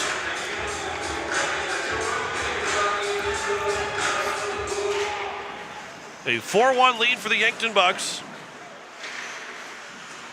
It'll be moved up and all the way down, as it will be taken here by Grady Van Cleve. I believe that was, I thought it was O'Connor. We'll have to look at that again here later on. Jack Pedersen, I have been known to be wrong a couple times. This will be at the blue line. Once a tournament? There's a couple times a tournament. If I'm wrong there, it's been a couple times. Here's a long puck down the ice. Luke Moeller will not let it go for an icing. Played it off the glass in front of the Mitchell bench, right next to the Mitchell bench. It is onside. Murphy over Pedersen. Can't get a shot away. Good stick there from Vaughn. There's another chance. That was blocked by Coy Olsen. Swinging the stick at it again was Van Olsen, but couldn't get a shot away. Pedersen out of the zone. And it's moved now here from Carson Zeal. He lost the puck, though. Goes to the far side. Denny trying to pick it back up for Mitchell. 4-1 lead here for the Yankton Bucks. There's a quick shot. That one was blocked. 8:40 remaining here in the second. This pass out in front off of Moeller. And then it's grabbed by Pedersen. He plays it behind the cage and all the way around. And this will result in an icing with 8:32 to go here in the second period. So I guess I will ask if we can get a replay of that goal at some point here. Quick, not so much quickly. Here we go. We got the replay of the goal to see if it was, that is O'Connor. Yeah, that's O'Connor. He gave the push right there. That's number 29. I appreciate the work from our crew here. Yeah, it's definitely number 29 that scored that goal. And it is O'Connor that makes it a 4-1 lead.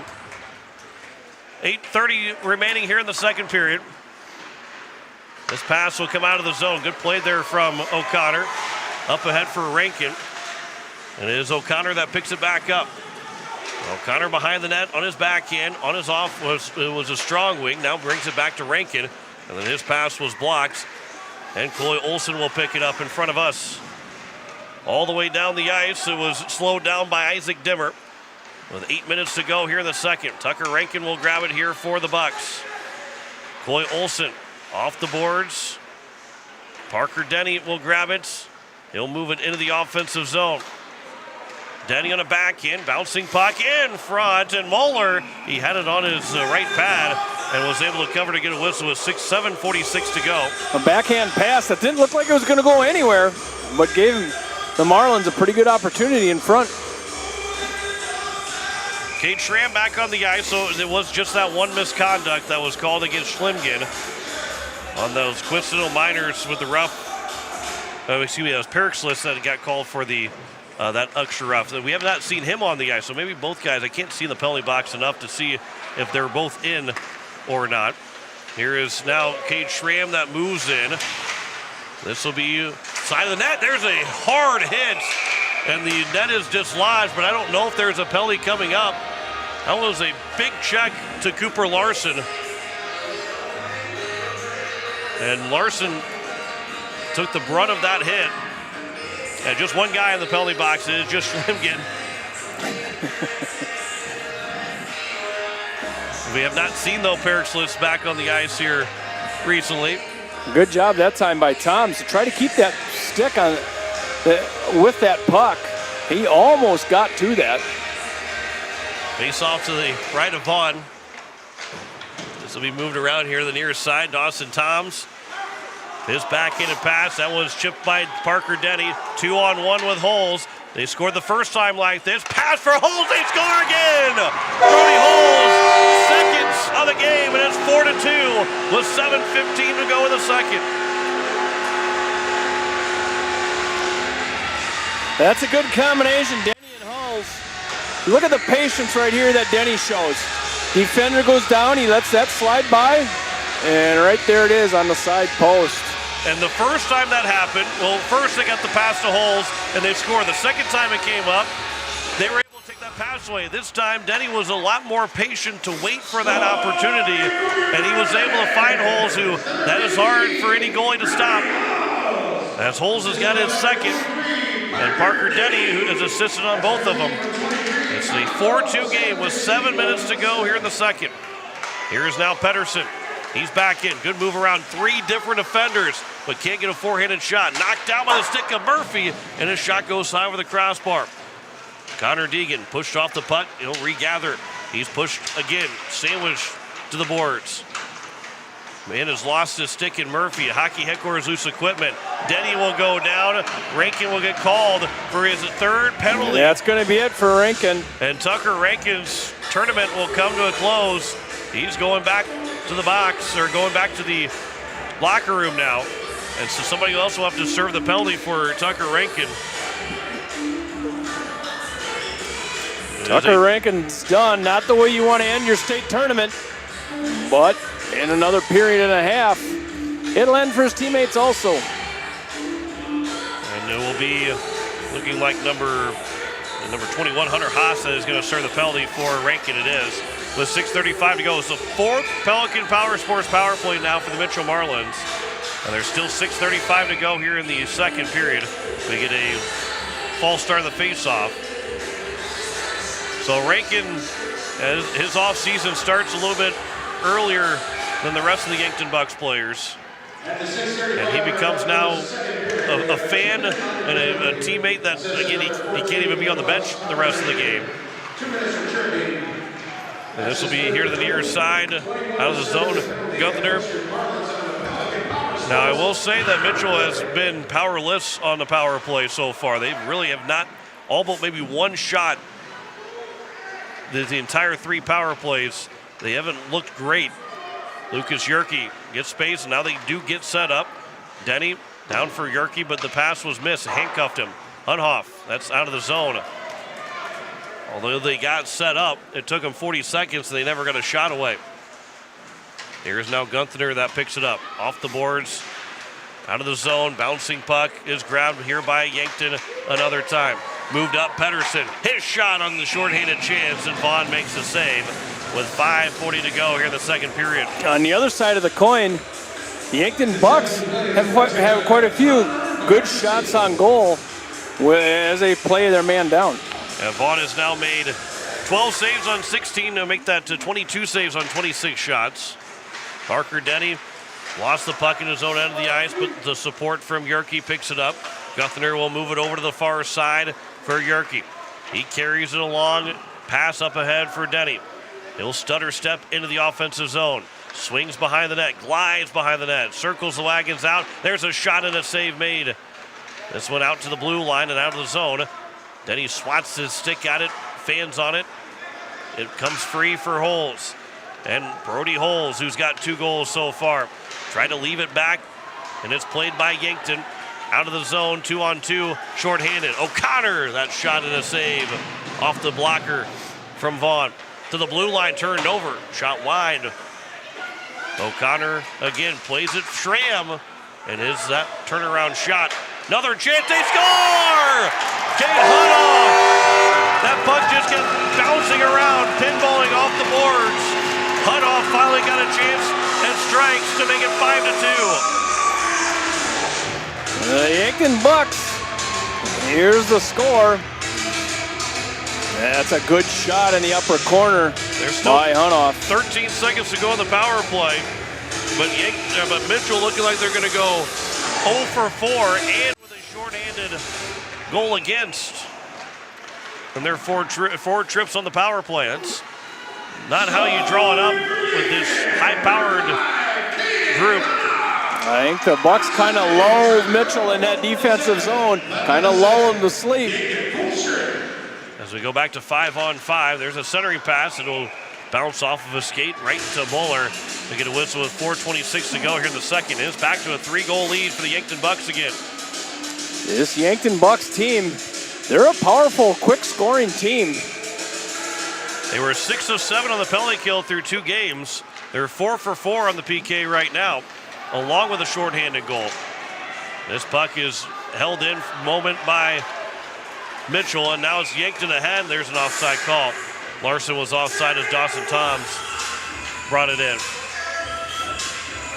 So it is back to 5-on-5, although Tucker Rankin is done for the day, so they will jumble up their lines a little bit more. Rylan Murphy and Jack Pedersen played on that line with Rankin, and we'll see who jumps on the line with them. It looks like right now it's Kate Schramm that jumps on with Murphy and Pedersen.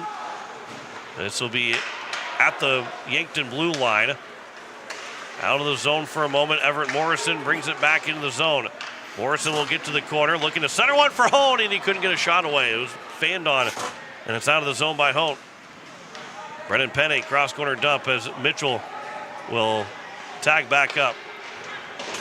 Near side it comes. Penne holds it in. That shot got all the way through. A couple of sticks trying to redirect it. There's a chance they score! Far side!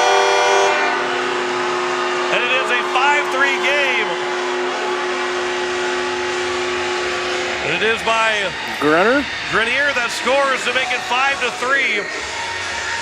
Bounced its way over and no chance for Luke Moeller. And that's now 8 goals between the two teams. 3:39 to go in the second. And the Mitchell Marlins are not done. They get right back in it. We've seen this team do it. They tend to be pretty resilient. This is moved back in by Yankton. There's a shot by O'Connor, a pass attempt. Morrison will get the lone assist on the Grenier goal. And to the side of the net comes over to Vaughn. He will cover to get the whistle with 3:16 to go. So O'Connor scored first, then Holes from Parker Denny. And then Kate Hunoff an assist to goal. Drake Grenier from Everett Morrison. We've had 4 goals in each of the 2 periods. We're going to run out of spaces on our score sheet here pretty soon. 8 goals right now, 5-3. Lucas Yerke. This puck is fought for at the Mitchell blue line, won by Yankton. Moved in was Sedlacek, but he couldn't get a shot away. Perixlis missed the puck, and it's Parker Denny trying to get Mitchell back within 1, and a quick shot and a save. Denny will get the rebound in the corner. Centers one, no one there for Mitchell. Puck will be swatted free out of the zone by Perixlis. And right back in is Yankton. There's a quick shot by Murphy and a save made by Vaughn. And a whistle with 2:42 to go here in the second period.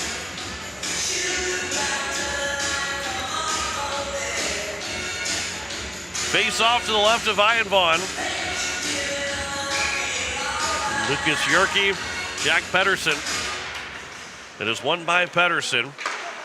Near side by Murphy. And it is grabbed here by Lucas Yerke. That pass, that was broken up. Yankton intercepts. Turnover in the Mitchell zone. Pedersen can't get a shot away. Neither right now can Murphy. Back to the front to the far side. And Pedersen somehow put it wide of Vaughn. It might have went off and nicked the crossbar too. Brody Holes around the boards out of the zone. Hunoff picks it up at the red line. Hard pass across for Murphy. He runs into his teammate Pedersen. Lost the puck to Coy Olsen. Across ice for Holes, who's got 2 to the 3. Brody Holes is in, but that one is a puck that will fan off of his stick. And it's now Pedersen that will pick it back up. Pedersen moves in, leaves it back. Here's a wide open chance off the post. It didn't go in. Cade Schramm, great look at the net. Parker Denny in the other way. Glove save made by Moeller. He allows play to continue as he dropped off the glove. And it's now Yankton another time with 1:35 to go here in the second. That puck, it is on the near side. And it's now Yankton that does escape the zone. Carson Zeal will send it all the way around. Now here the near side, and now we're going to get a whistle. And it's going to be just one penalty. And Yankton's going to go on the penalty kill again. Carson Zeal couldn't get up. And it will be Pedersen that's going to be the lone man that's guilty of a penalty. Or are the referees going to talk about if they're going to have anybody else go? Pedersen with just one last push and shove as he got up. And that was enough to raise the hand of the referee. So right now Pedersen is booked for what will most likely be a rough. And it'll be the 5th Mitchell Marlin's power play, where they're 0 for 4 so far. But the refs are having a conversation about if another guy's going to go or not. Pedersen made the original. Unsportsmanlike conduct penalty. It is. So it's just unsportsmanlike, and that's the only penalty that's given. And it was that push at the end of that play. He made the initial play. He made an initial check, a soft check, and kind of got tied up. And as he got up, Pedersen gave him a pretty good push. And our referees are over at the Mitchell bench right now. I'm not sure what the Mitchell Marlins would be talking about. I don't know if there was something else that maybe happened that they expected more of a penalty to be called than just an unsportsmanlike penalty, but Coach Pedersen, I think he would like an explanation of what maybe they were talking about, but it's just an unsportsmanlike penalty that is called. And the Mitchell Marlins will have their fifth. Now they're going to get. The Yankton bench is going to get an explanation here. Now they're going to have more conversation about what's going on. And are they bringing another guy or not? It would be Carson Zeal. If they're taking another guy, it would be Carson Zeal. Well, so they are going to take him. Are they going to do a? Well, they have a 10-minute penalty up for Pedersen, or I'm sorry, a 2-minute penalty up. And then it's now they took it off, so they're going to do coincidentals and maybe an unsportsman yet. I don't, but Paxton Niehoff is the one that's going to the penalty box. So I'm not sure where he went to the penalty box, unless there was some jawing on the bench between the two. Yeah, because Zeal was the one that was in the altercation. Pedersen gets the unsportsmanlike. And then it's Mitchell Marlin's bench minor. So it's a bench minor for Mitchell and a unsportsmanlike for Pedersen. Here is moved back in. There's a shot that goes wide by Periclitz. Okay, so not sure how Mitchell got a bench minor there. I don't know what they would have been arguing about. There had to have been. Well, I think why Pedersen went to the box was because he was jawing maybe at the bench of Mitchell, and Mitchell was jawing back at him. This will be offside, and I think that's the reason why they end up getting called a bench minor, because it might have been just one guy on the bench, but it becomes a bench minor penalty. So it's still 4 power plays for Mitchell. They're still 0 for 4. They don't get a power play here. And we're 5-on-5 hockey. There's 37 seconds to go here in the second period. And a 5-3 lead for Yankton. That was an interesting couple of minutes there to try and figure out. And this will be a penalty coming up against Yankton. It's a hook. That's going to be a hook. So now it will still be the 5th power play for the Mitchell Marlins.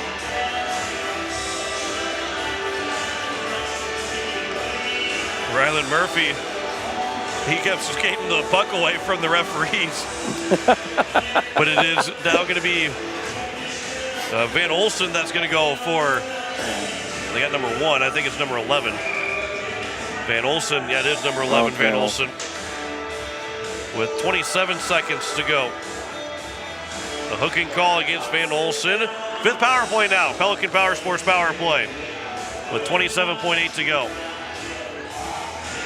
Face off into the corner. Behind the net for the Marlins. Not much time left in this second period. Here is Morrison with a quick shot. That rebound is still in front, and that might have went off of a Yankton player. This will be out to the blue line. Parker Denny with a shot with 10 seconds to go. Cleared away by Yankton, and this should take us to the end of the second period. Vaughn will wait on the puck. He'll move it up, bouncing puck into the neutral zone. And one last maybe chance for Morrison. His shot got away, but it was blocked by Yankton. And that one actually stung, I believe, Weisenberger. Or maybe, excuse me, Rylan Murphy that blocked that shot. And he gets stung just as he goes into the locker room. We have played 2 periods. 5-3 our score between Yankton and Mitchell, with the Marlins make the Bucks up by 2. Back with our second intermission report after this. You're listening to the state tournament on Capital City Rock, and you're watching it on YouTube at Capital City Rock Sports, also KYNT and KYN TV. Papa Murphy's Pier makes fresh, delicious pizza exactly when you need it. And so do you when you bake that pizza to perfection at home in your oven. That is after Papa Murphy's takes care of hand making the dough, hand chopping the toppings, and hand shredding the cheese to make your pizza just the way you like it. So really, you make the pizza together with Papa Murphy's, but you get all the delicious pizza to yourself. Papa Murphy's. They make great pizza so you can make the pizza great. Order online today at papamurphys.com. Hello, I'm Pastor Jeff Lathrop of Pier First United Methodist Church, and I'd like to invite you to join us in person for worship on Sunday mornings at 8:30 a.m. or 11 a.m.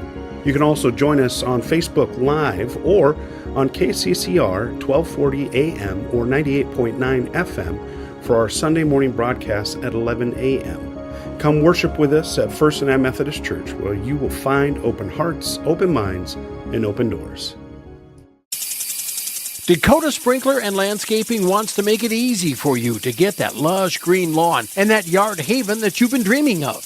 Visit dakotasprinkler.com to make appointments for sprinkler system spring startup, service calls, fall winterization, and landscaping quotes. Trust Dakota Sprinkler and Landscaping's professionals to get you through the planning and installation to make your landscaping needs a reality. Visit dakotasprinkler.com today. Wagner Auto Company is your complete transportation headquarters. Now is the time to order your new Buick, GMC, Chrysler, Dodge, Jeep, and Ram vehicles, plus a good selection of quality pre-owned and certified pre-owned vehicles. They'll take care of you after the sale with a full-service parts and auto body shop with trained technicians, along with a friendly financing team that'll work with you to find the best deal and one that'll fit your budget. Wagner Auto is your local full-service family-owned dealership for over 115 years. WagnerAuto.com. That's WagnerAuto.com. Kubota Orange Days delivers the savings you need for the life you love. Shop a wide selection of equipment at your local dealer, including America's #1 selling compact tractor. And get your perfect match delivered to your door, designed for comfort and built for performance. And now through June 30th, get 0 down, 0% APR for 84 months on select compact tractors. Please visit one of the South Dakota Kubota dealers today. Weatherall Roofing and Insulation is a family-owned business that has served Central South Dakota for over 25 years. Weatherall Roofing and Insulation specializes in metal roof restorations and flat roof repair. They also offer the highest quality insulation using closed-cell polyurethane foam and blow-in fiberglass. For all your roofing or insulation needs, make Weatherall your first choice. And remember, just foam it. As we welcome you back, it is a 5-3 lead for the Yankton Bucks over the Mitchell Marlins at the end of 2 periods. John Wicker alongside Jim Lloyd here on Capital City Rock KYNT, on YouTube at Capital City Rock Sports and KYN-TV as we look at the stats through the end of 2 periods. Tucker Rankin, Jack Pedersen, Cade Schramm, Kylan O'Connor, and Cade Hunhoff have all scored, with O'Connor and Hunhoff scoring in the second period. Brody Holes and Drake Grenier both scored for the Marlins in the second to make this a 5-3 game. Mitchell is 0 for 4 in the power play. They're on their 5th one right now and have 1 minute and 33 seconds left to go on their 5th power play. 29-24 in shots. Mitchell's probably looking at that saying, maybe a little bit outplayed, but that 0 for 4 spot, 2 for 4, you're for 50%. Even 1 for 4, you're right back in this game right now, being just down by 1. You're not out of the game down by 2. Well, they're looking at those special teams and saying, we got to get something, because 0 for 4 is not cutting it in this hockey game. Yeah, that's the stat that jumps off that page, is that 0 for 4. You go 50%, and this is obviously a tied-up game. 5-3 at the end of 2 periods. Again, 29-24 in shots for Yankton over the Mitchell Marlins. And you mentioned it, Jim, and we just talked about that special teams always come into play and really is a big factor in these games. And this one's as glaring as we've seen. And this Mitchell team, you don't want to continue to play with fire. 0 for 4 for Mitchell. Yankton's got to be sitting there saying, boy, we've gotten lucky that it's 0 for 4, and we've done a really good job. They've been dominant on the penalty kill, and even a shorthanded goal for Hunhoff that made it a 5-2 game at the time. But you can't let that one, you can't, they're on their 5th one now. You can't say we can win by killing off 6 to 7 penalties against. You really got to stay on the penalty box in this 3rd period. Yeah, you really do. And then the Yankton Bucks, also you look at the stats here, 5 different scorers for this team. And 100% on your penalty kill. I mean, that's the difference in this game. And this is the same as it was yesterday. It was 6 goals with 6 different goal scorers for Yankton. Now there's 5 goals with 5 different goal scorers so far here. This was the O'Connor goal that scored. He did it all himself. Pushed Brody Holes right after he came off the bench. He was able to get that goal by pushing him off the puck. Here's the shot that made it 4-2. Another great job by Parker Denny. Second time he did that in the game. Then while it was 4-2 on the power play for Mitchell, Cade Hunhoff made it 5-2 as Mitchell just couldn't. I mean, there was 5-on-4. They couldn't find the handle of the puck. That ended up making it a 5-2 game at the time. And then one final shot, the goal scored by Drake Grenier to make it 5-3. As you got to look at that one to make it a 5-3 game. Ian Vaughn's been good so far as he's made 24 saves on 29 shots. And that pass from Morrison that found Grenier that was wide open. Stick on the ice, made the play to make it 5-3. That was late in the period. And that's where we stand through those 2 periods. So a 5-3 lead for the Yankton Bucks over the Mitchell Marlins through 2 periods. We'll come back with more of our second intermission report after this. You're listening to the state tournament on Capital City Rock, KYNT, and you're watching it on YouTube at Capital City Rock Sports. Do something to launch your future at Lake Area Tech. It's a living, working, thought-producing environment to help you level up in the workforce. Combined with hands-on training and real-world experience, you'll be ready to find a high-paying career you'll love right out of school, the way 99% of our graduates do.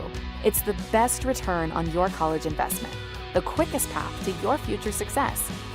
Lake Area Tech, the start of something new. Beck Motor Company would like to send a big congratulations to all the high school hockey teams across the state. What an incredible season of hard work, dedication, and unforgettable moments on the ice. Whether you're gearing up for the next season or just need a reliable ride, Beck Motor Company is here for all your automotive needs. From new vehicles to expert service, we've got you covered so you can focus on the game. Thank you to all the teams for giving us a season to remember. Beck Motor Company is proud to support our athletes every step of the way. Beck Motor Company, your local Chevy dealer, serving Central South Dakota for 56 years. AGE Corporation has been building South Dakota for nearly 60 years. For all your site work, construction, and crane needs, AGE is there for you. If you need a boat dock and dock lighting, AGE has what you need. Visit their website, agecorp.com, or give them a call at 223-2732. AGE Corporation, providing high-quality services without sacrificing safety. Visit agecorp.com or call 223-2732. Winning in hockey takes dedication, skill, and teamwork, just like winning in real estate. Hi, I'm Tara Sunshine with Kathy Sunshine Property, a proud South Dakotan and experienced realtor with over 60 combined years of helping buyers and sellers find success. Whether you're looking for your dream home or ready to sell, we're here to put our expertise to work for you. With a commitment, we'll help you navigate the market with confidence. Let's make your real estate goals a reality. Call us today at 605-224-5588. Dr. Brian Hermanson serves Central South Dakota with specialty root canal treatment. Hermanson Endodontics aims to provide treatment that is not only comfortable, but has a quality first emphasis. We believe that by preserving as much healthy tooth as possible, we can help you retain your natural teeth longer. This is accomplished with state-of-the-art three-dimensional imaging and the dental operating microscope to guide diagnosis and treatment. Ask your dentist if a root canal specialist is right for you. Hermanson Endodontics, 1709 North Lincoln Avenue in Pierre. Weatherall Roofing and Insulation is a family-owned business that has served Central South Dakota for over 25 years. Weatherall Roofing and Insulation specializes in metal roof restorations and flat roof repair. They also offer the highest quality insulation using closed-cell polyurethane foam and blow-in fiberglass. For all your roofing or insulation needs, make Weatherall your first choice. And remember, just foam it. 5-3 lead for the Yankton Bucks over the Mitchell Marlins at the end of 2 periods. John Wickler alongside Jim Lloyd. This is our first of 3 games today. We've got the third place game coming up at 4 o'clock as you see the bracket on YouTube. 1 o'clock game right now happening between Yankton and Mitchell. 4 o'clock between Sioux Falls East and Brookings. And then Sioux Falls West will try and knock off the undefeated Rushmore Thunder and win that state championship at 7 o'clock tonight. All 3 games right here on Capital City Rock and on YouTube at Capital City Rock Sports. It's been a fun tournament. We've seen 2 upsets so far. Mitchell, the 7th seed over the 6th seed Aberdeen. They're trying to get another upset win with the 3-seed Sioux Falls West over the 2-seed Brookings. Seed-wise, that's not a big upset, but those are the only two that have gone against the grain of the higher seeds winning in each of the first 8 games of the tournament. Well, we saw a really good game last night between the Rushmore Thunder and Sioux Falls East, and you saw a strategy that we have not seen in a couple tournaments by Sioux Falls East, where they just kind of played back and let things happen, iced the puck. It was just a definite different strategy, and it got them all the way into the third period in good shape. And then, of course, the Rushmore Thunder ended up winning that game. But that was kind of a neat game to watch. Two very good teams, one high-powered offensive team and the other one playing the slowdown game. It is a 5-3 lead for the Yankton Bucks or the Mitchell Marlins. We got one more break here before we get the third period started. You're listening to the state tournament on Capital City Rock, KYNT, and you're watching it on YouTube at Capital City Rock Sports and KYN TV. The Field House in Pierre is the perfect place to sit back and watch the state hockey tournament with friends and family. The Field House with a full bar gives you that feeling like you're at the game without having to leave town, with a selection of your favorite concession-type food, and who doesn't love some pizza?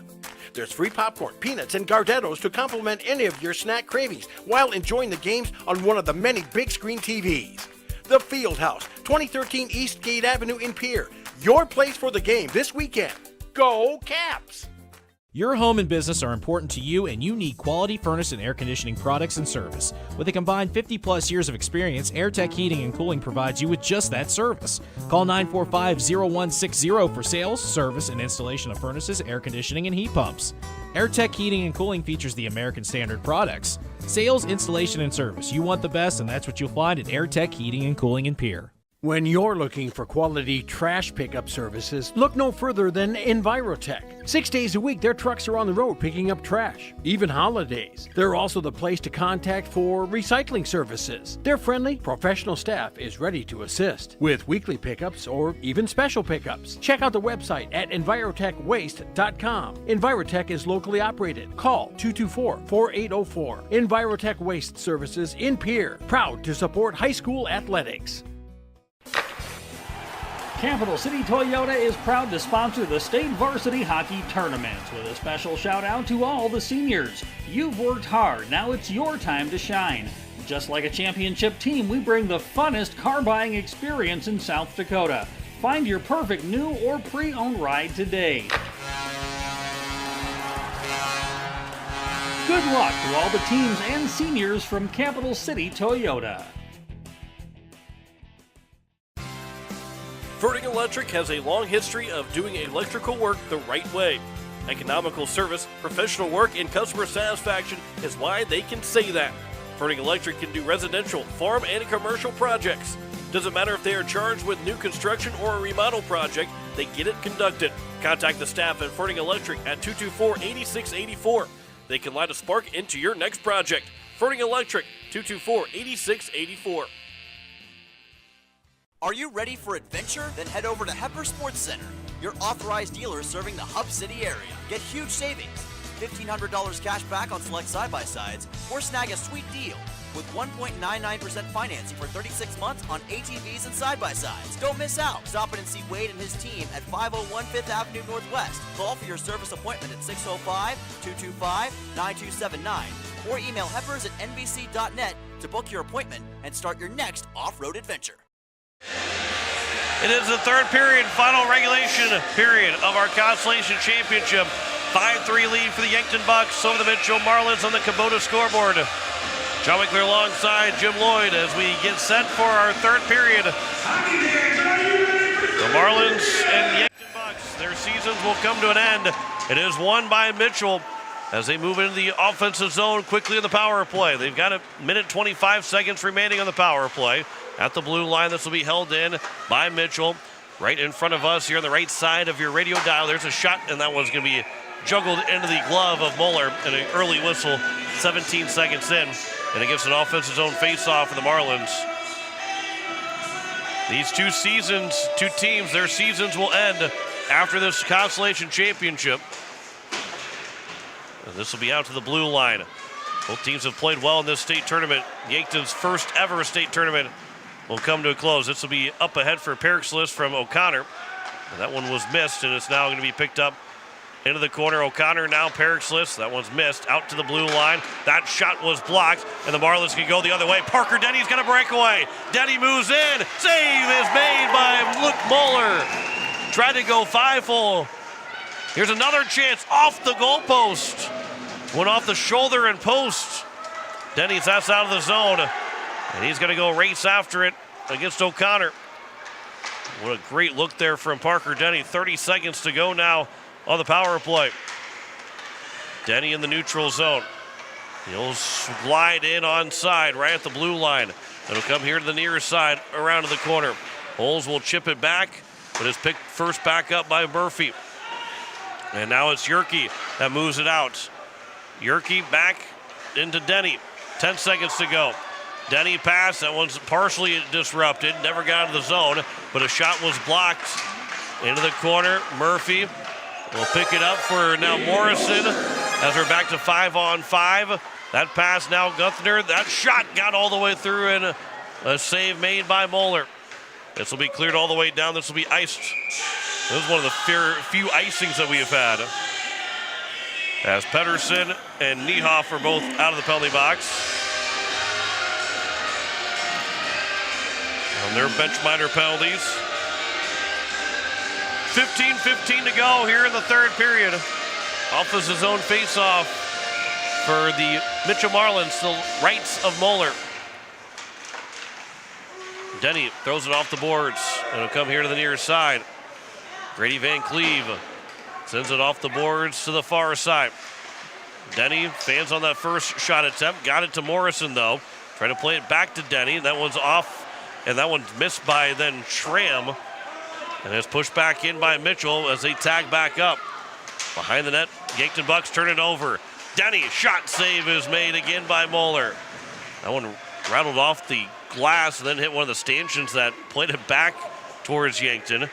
Actually worked out in Yankton's favor, even though it went closer to the front of the net. There's a shot by Pedersen and a save. Vaughn will cover it up. He's able to corral that rebound with his stick and pull it close to the body to get the save and the whistle with 14:33 to go in the third.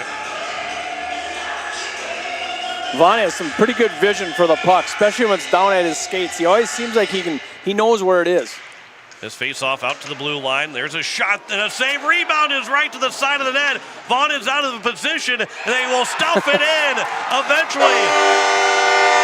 It took about 3 opportunities, and they will stuff it in to get the goal. Although Mitchell's standing around saying, can we get goalie interference? But everybody was all over the place. As you see the rebound, just a mad scramble. I believe it's Cooper Larson that is going to get the goal. We'll have to wait to see exactly. But everybody was all around the net, and someone from Yankton stuffed it in. And it's a 6-3 lead. That's a big goal in this third period. If it's Cooper Larson, that'll be his 5th goal of the year. And the Mitchell coach, now they're going to have a conversation. Was it goal interference? And there's a quick discussion, and there is no goal interference or anything of a crease call. And it's now 6-3 with 14:15 to go. It is Cooper Larson.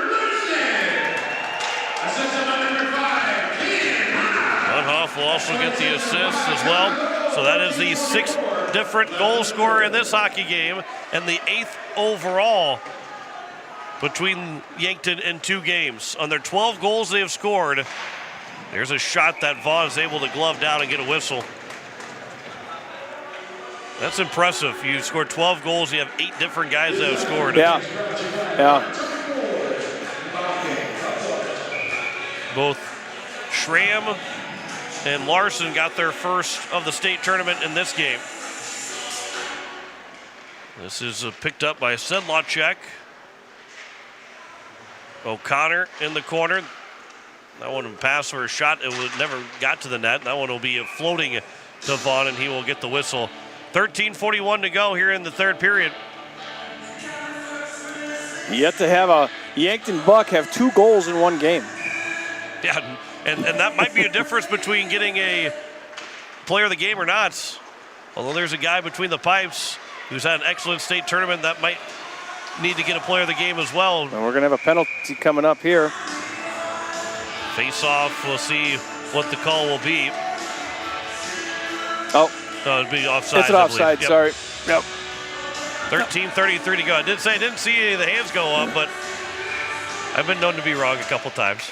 I wasn't wrong on the O'Connor goal, though. We're even, you and I, right now. Here's the far side. Ryland Murphy up ahead for Jack Pedersen. Here's Schramm trying to get it back to Pedersen. Again, Tucker Rankin is not available in this third period after picking up 3 penalties. There's a shot by Pedersen, and somehow Vaughn was able to fight it off. Pedersen still with it. Centers one over for Schramm. Off the big stick of Ian Vaughn. Into the corner. Yankton still has it with a 3-goal lead. This will be flipped up. It was juggled off the stick and flipped out of the zone. Everett Morrison. Morrison in. Backhander and a save made. Morrison got to the corner. Got out toward the far side boards. But lost the puck as Schramm moves in. Schramm from the corner. That pass was blocked by a diving man, leaving Carson Zeal out to the blue line. That's not out of the zone. Morrison couldn't get out. Here's a penalty upcoming to Mitchell. It is a cross-checking call to Morrison. That stick ended up being up too high. And Morrison's the one that will go. And we will have our first Pelican Power Sports power play for the Yankton Bucks now with 12:38 to go in the third. And special teams, can they be a factor for a power play goal now? And if Yankton does that, that might be lights out for the Marlins. Sedlacek in the corner. Trying to go give and go back to Sedlacek. Here's a rebound chance that was trying to be stuffed in, but Vaughn never moved his pad. O'Connor now for Sedlacek to the corner. I believe that's Perixlis back behind the net. To the far side, there's a shot and a save. Vaughn makes the cover. And it is 12:08 to go. I believe it was Isaac Dimmer that had that shot attempt. You don't count Mitchell out, but a power play goal here, like you said, John, that could be the knockout punch. That centering pass was disrupted. Here's a chance shorthanded, but Muller's going to easily come out to play the puck. Brody Holes had no chance to win the race to it. Perixlis will move it across. Missed for Sedlacek and for Dimmer. Out of the zone, back to Parker Denny for the Marlins. 1:10 to go on the power play. 11:45 remaining here in the third period. This is flipped out of the zone and will find the stick of Brody Holes. He moves in shorthanded, chips it away. Then Holes blew a tire. Kate Hunhoff now with it for Yankton.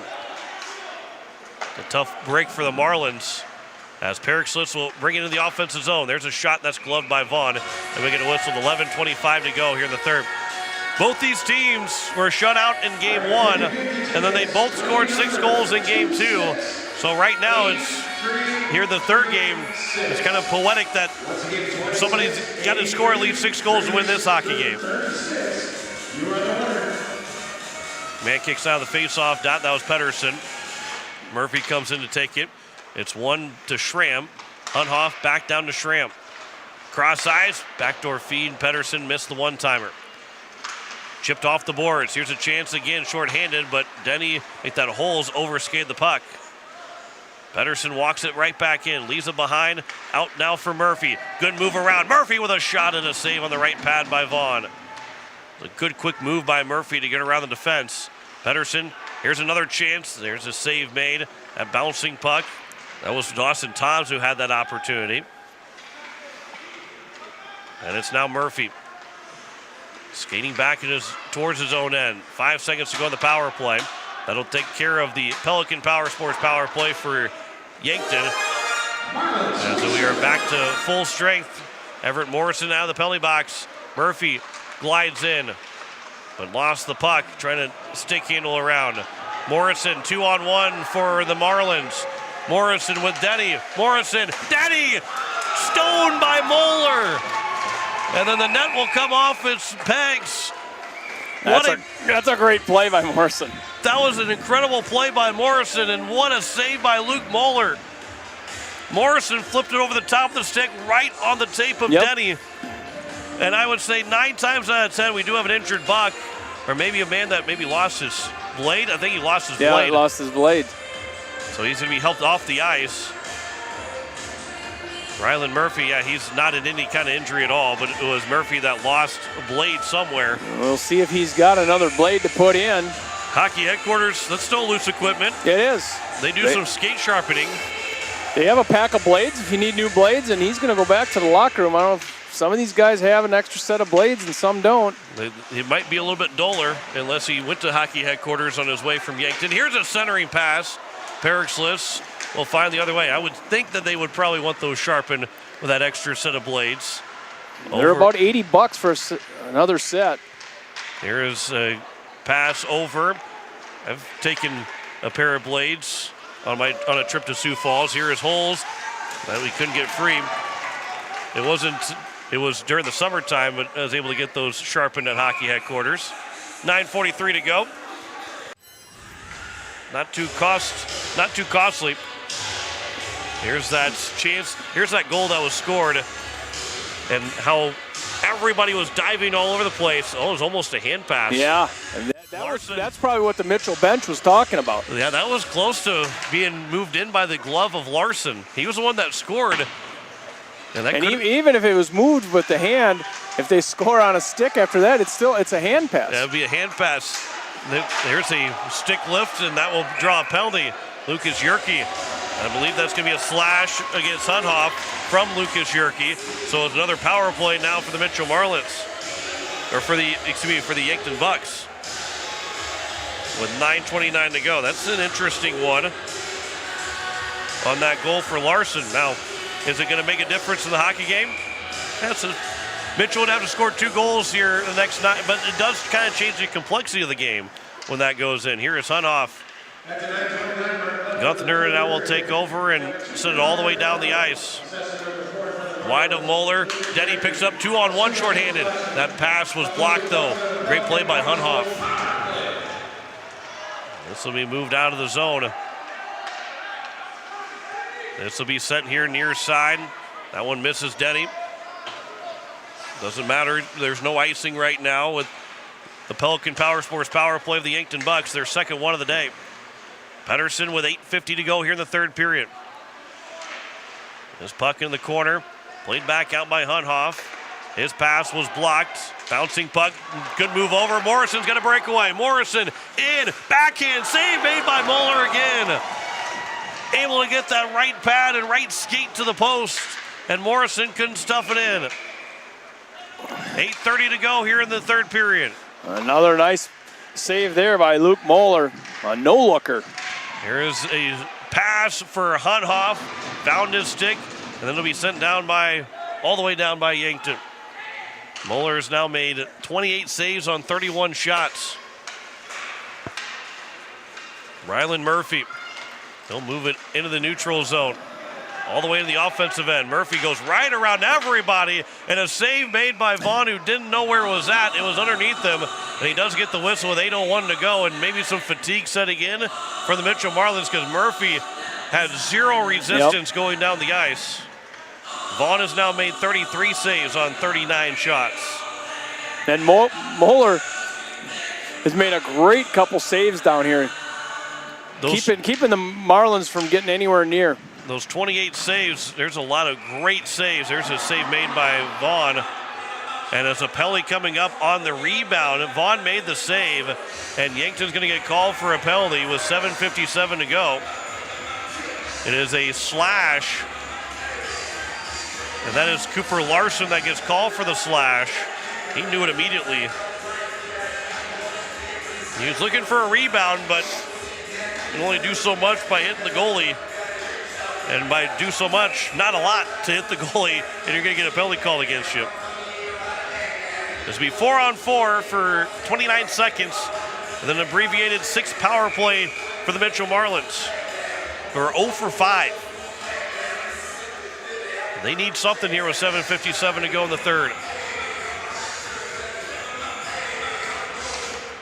And again, our third place game between Brookings and Sioux Falls East will be coming up at 4 o'clock.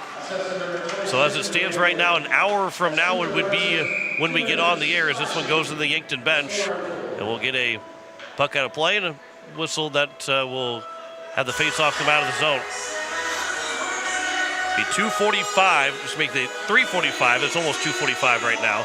3:45 will be coverage of the third place game between Brookings and Sioux Falls East. Perixlis on the face-off, trying to win it from Brody Holes, he does. And from O'Connor, up ahead to Murphy. Now it's picked back up by Holes. As Holes brought it in for a moment, O'Connor takes it back. And it's now going to be a power play for Mitchell as Lucas Yerke comes out of the penalty box. Here is a shorthanded chance now for Yankton. A quick shot by Murphy goes wide of Vaughn. Behind the net, it'll be moved here to the near side. As Yankton will make that, Mitchell will try and get set up with 1:10 to go. And Brody Holes was moving down the ice. He was looking for a stretch pass and never came his way. And he is very upset. And he slammed his stick right into the Mitchell bench. He thought he could have got a chance for that stretch pass moving up the ice with full speed. This will be sent all the way back down by Yankton again.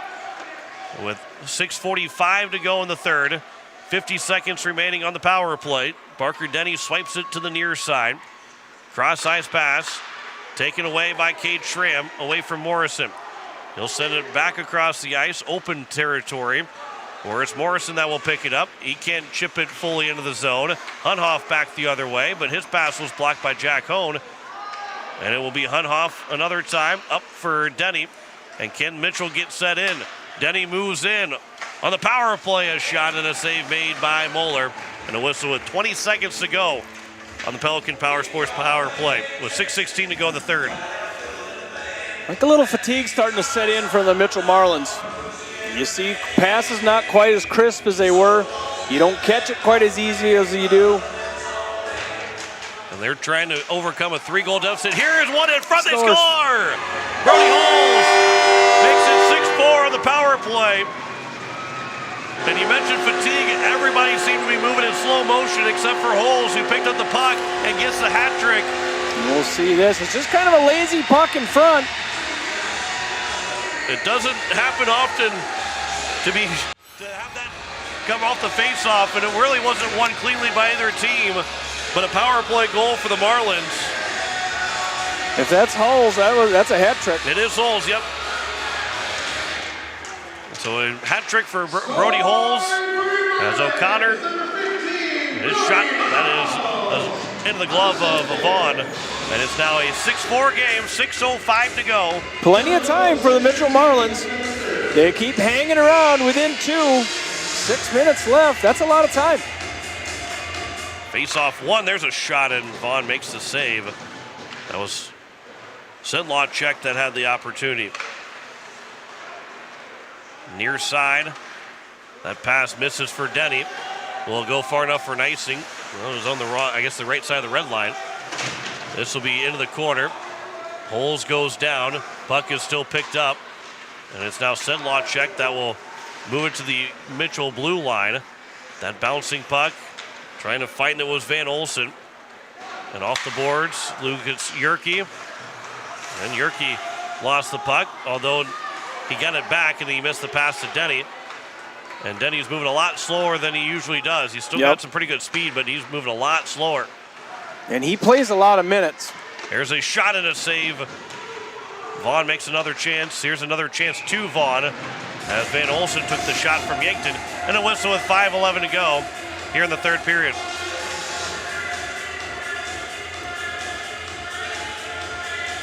.42 shots for the Yankton Bucks. 36 saves for Ian Vaughn, 31. Make that to 29 of 34 for Luke Moeller. There's a shot that goes wide. Back out to the blue line. That's held in by Weisenberger. Here's Pedersen towards the net. Vaughn, he missed the first time. The puck came back to him, so he covers it up for the second time. With 4:57 to go here in the third period.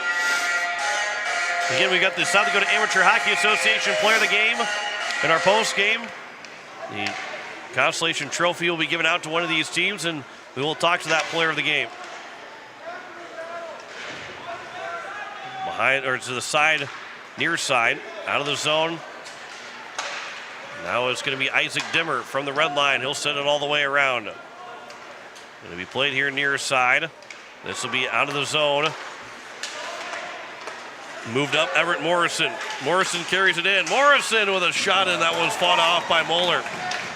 Owen trying to play it back out of the blue line. Now numbers the other way. Pass up ahead. Schramm, he's ahead of the defense. Able to get back in time was Deegan to force that longer shot, and Vaughn made the save.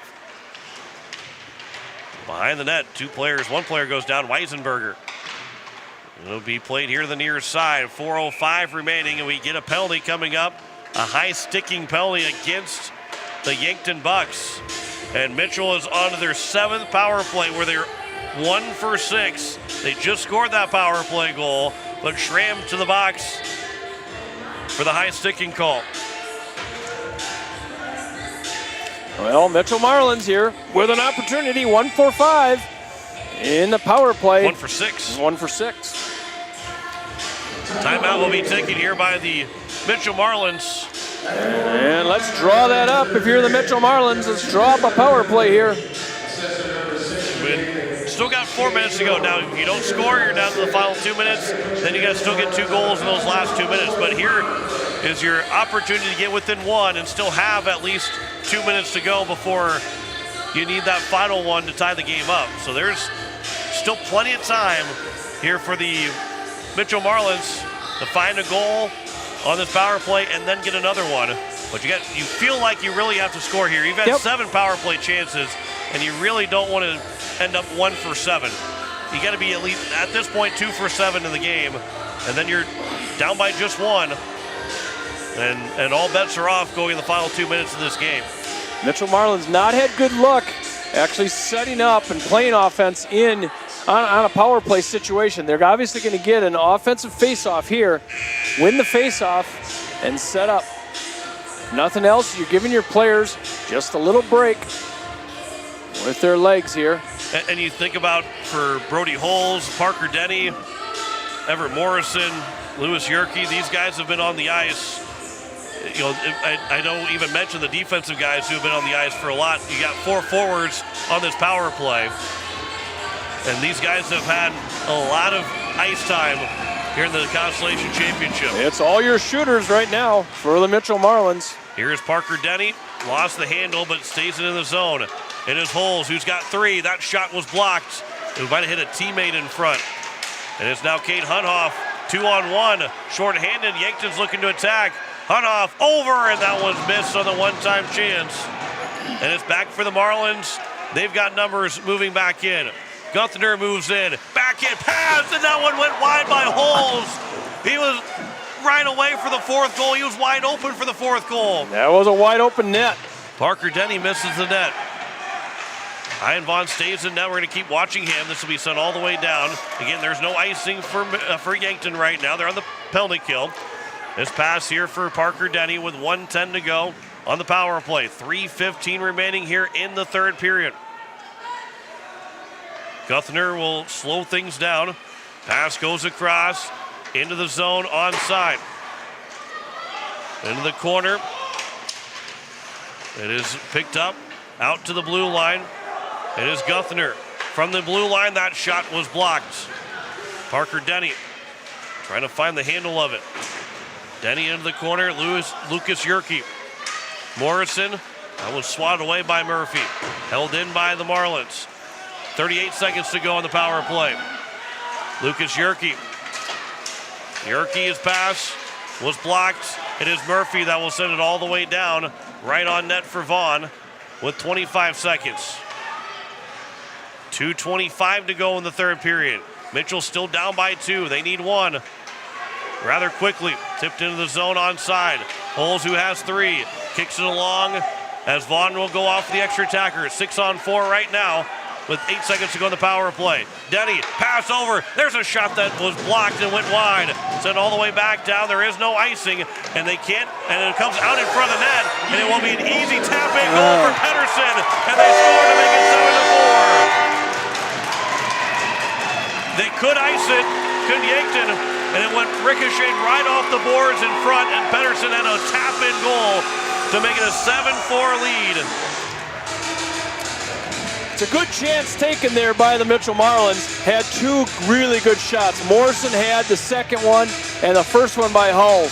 You can't say they did not have opportunities. Two wide open shots that escaped the net for the Mitchell Marlins. First guy to score 2 goals in a game for the Yankton Bucks, Jack Pedersen, here in the state tournament. They've scored 13 goals, and Pedersen, who's now got 3, but he's the first guy to score 2 in one game.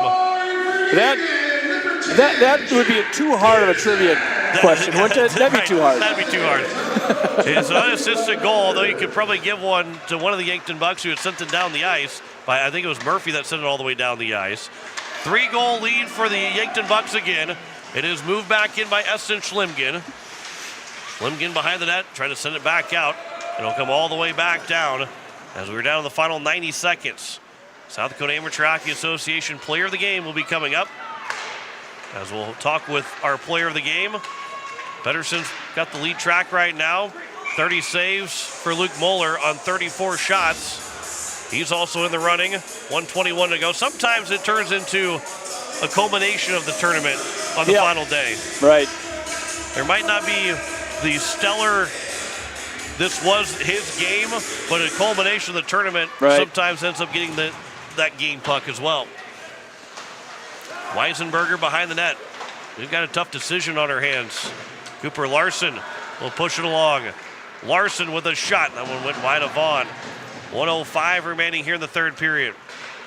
It's hard to go against Moeller, he has been, I mean, I don't want to talk about who was snubbed from an all-state team. There's a shot and a save made as Ian Vaughn made the save, because it's a tough group to get in.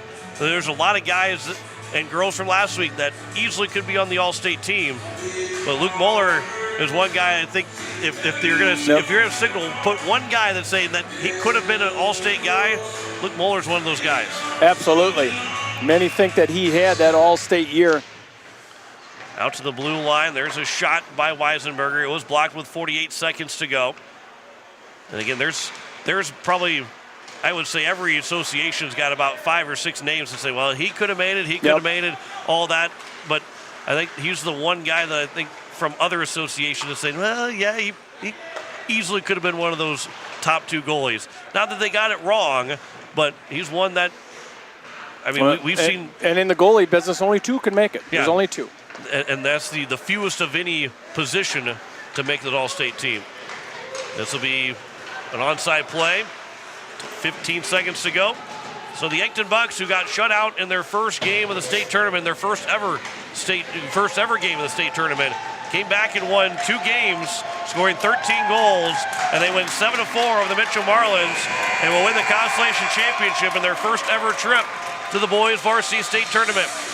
7-4 win for Yankton over Mitchell. We'll come back with our Player of the Game post-game. You're listening to the state tournament on Capital City Rock and watching it on YouTube at Capital City Rock Sports, on KYNT and on KYN TV.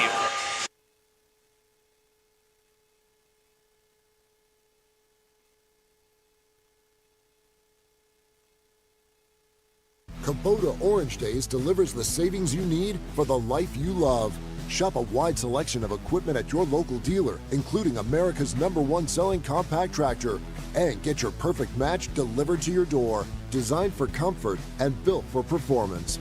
And now through June 30th, get 0 down, 0% APR for 84 months on select compact tractors. Please visit one of the South Dakota Kubota dealers today. Calling all hockey fans to the 2025 Hall of Fame and Awards Banquet. Join us April 11th at the Sioux Falls Convention Center to celebrate this year's class of 25 Hall of Fame inductees and our high school award winners. Single tickets are $65, with reserved tables of 8 for $520 and sponsorship tables for $800. Doors open at 6 o'clock, with the event starting at 7. The Hall of Fame and Awards Banquet Night, Friday, April 11th at the Sioux Falls Convention Center. Get your ticket and table now.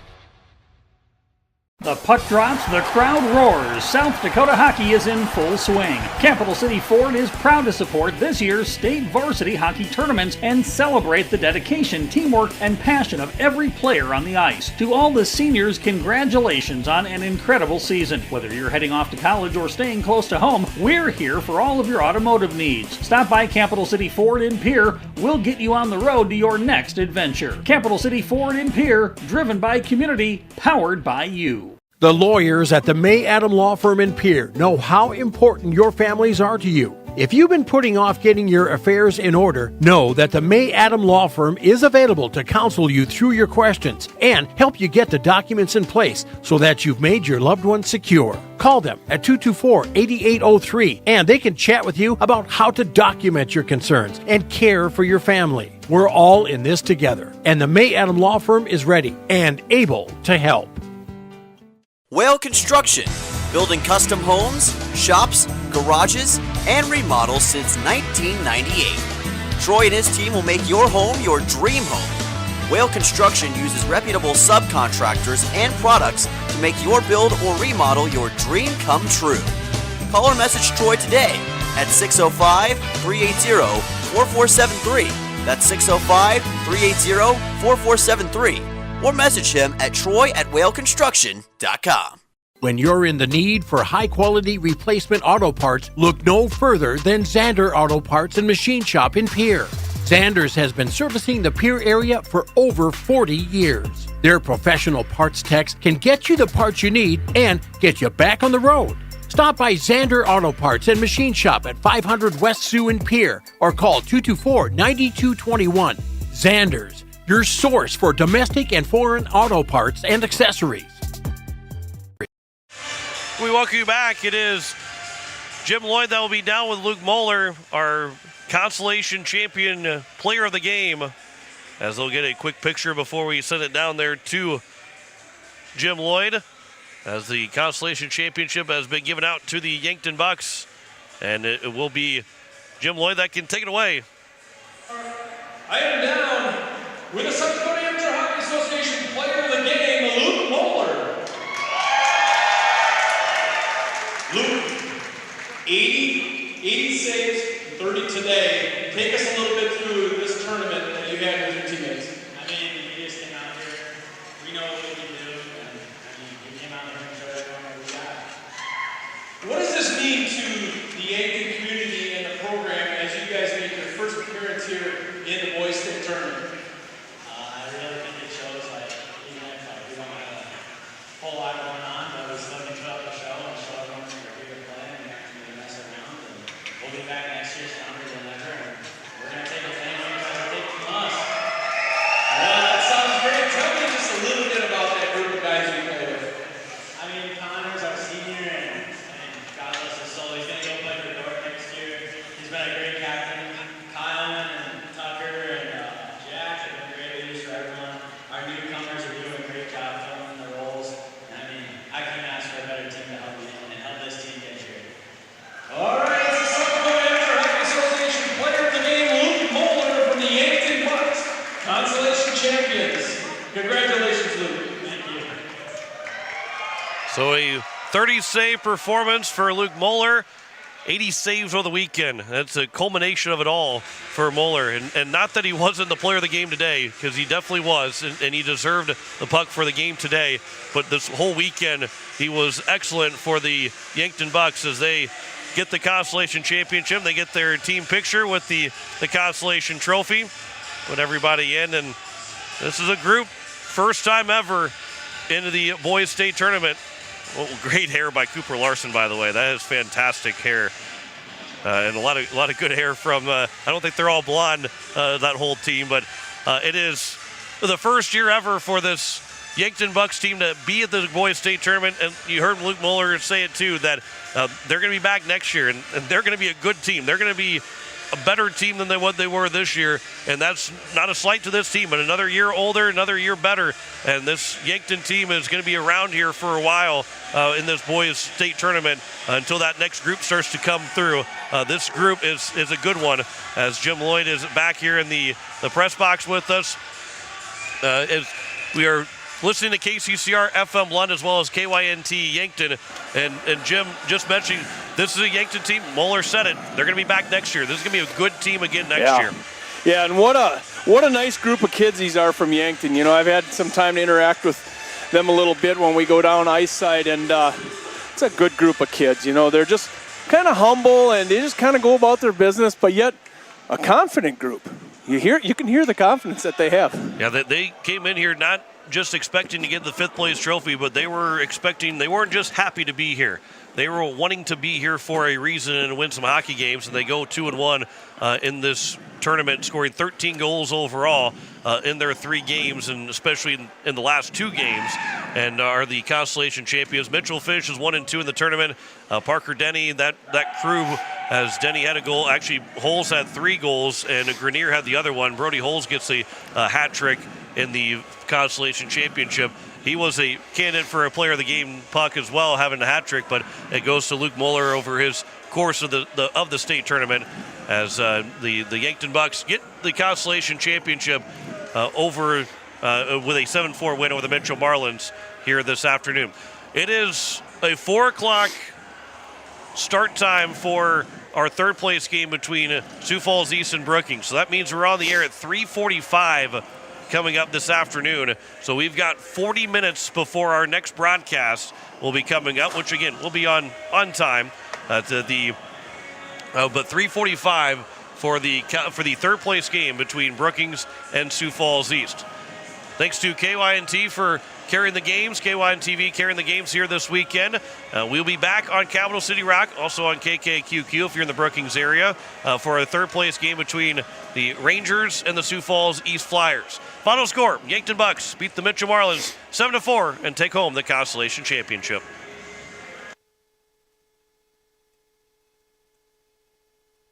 You've been listening to the State Hockey Tournament presented by Kubota.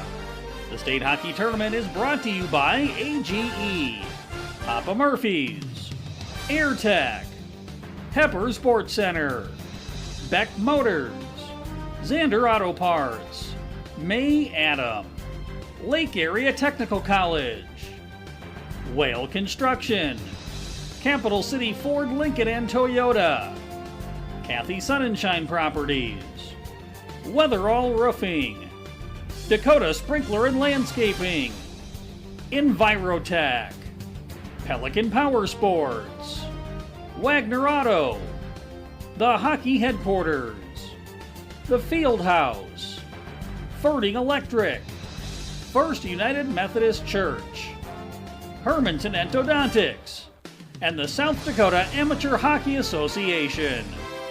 Join us all tournament long on Capital City Rock and on YouTube at Capital City Rock Sports.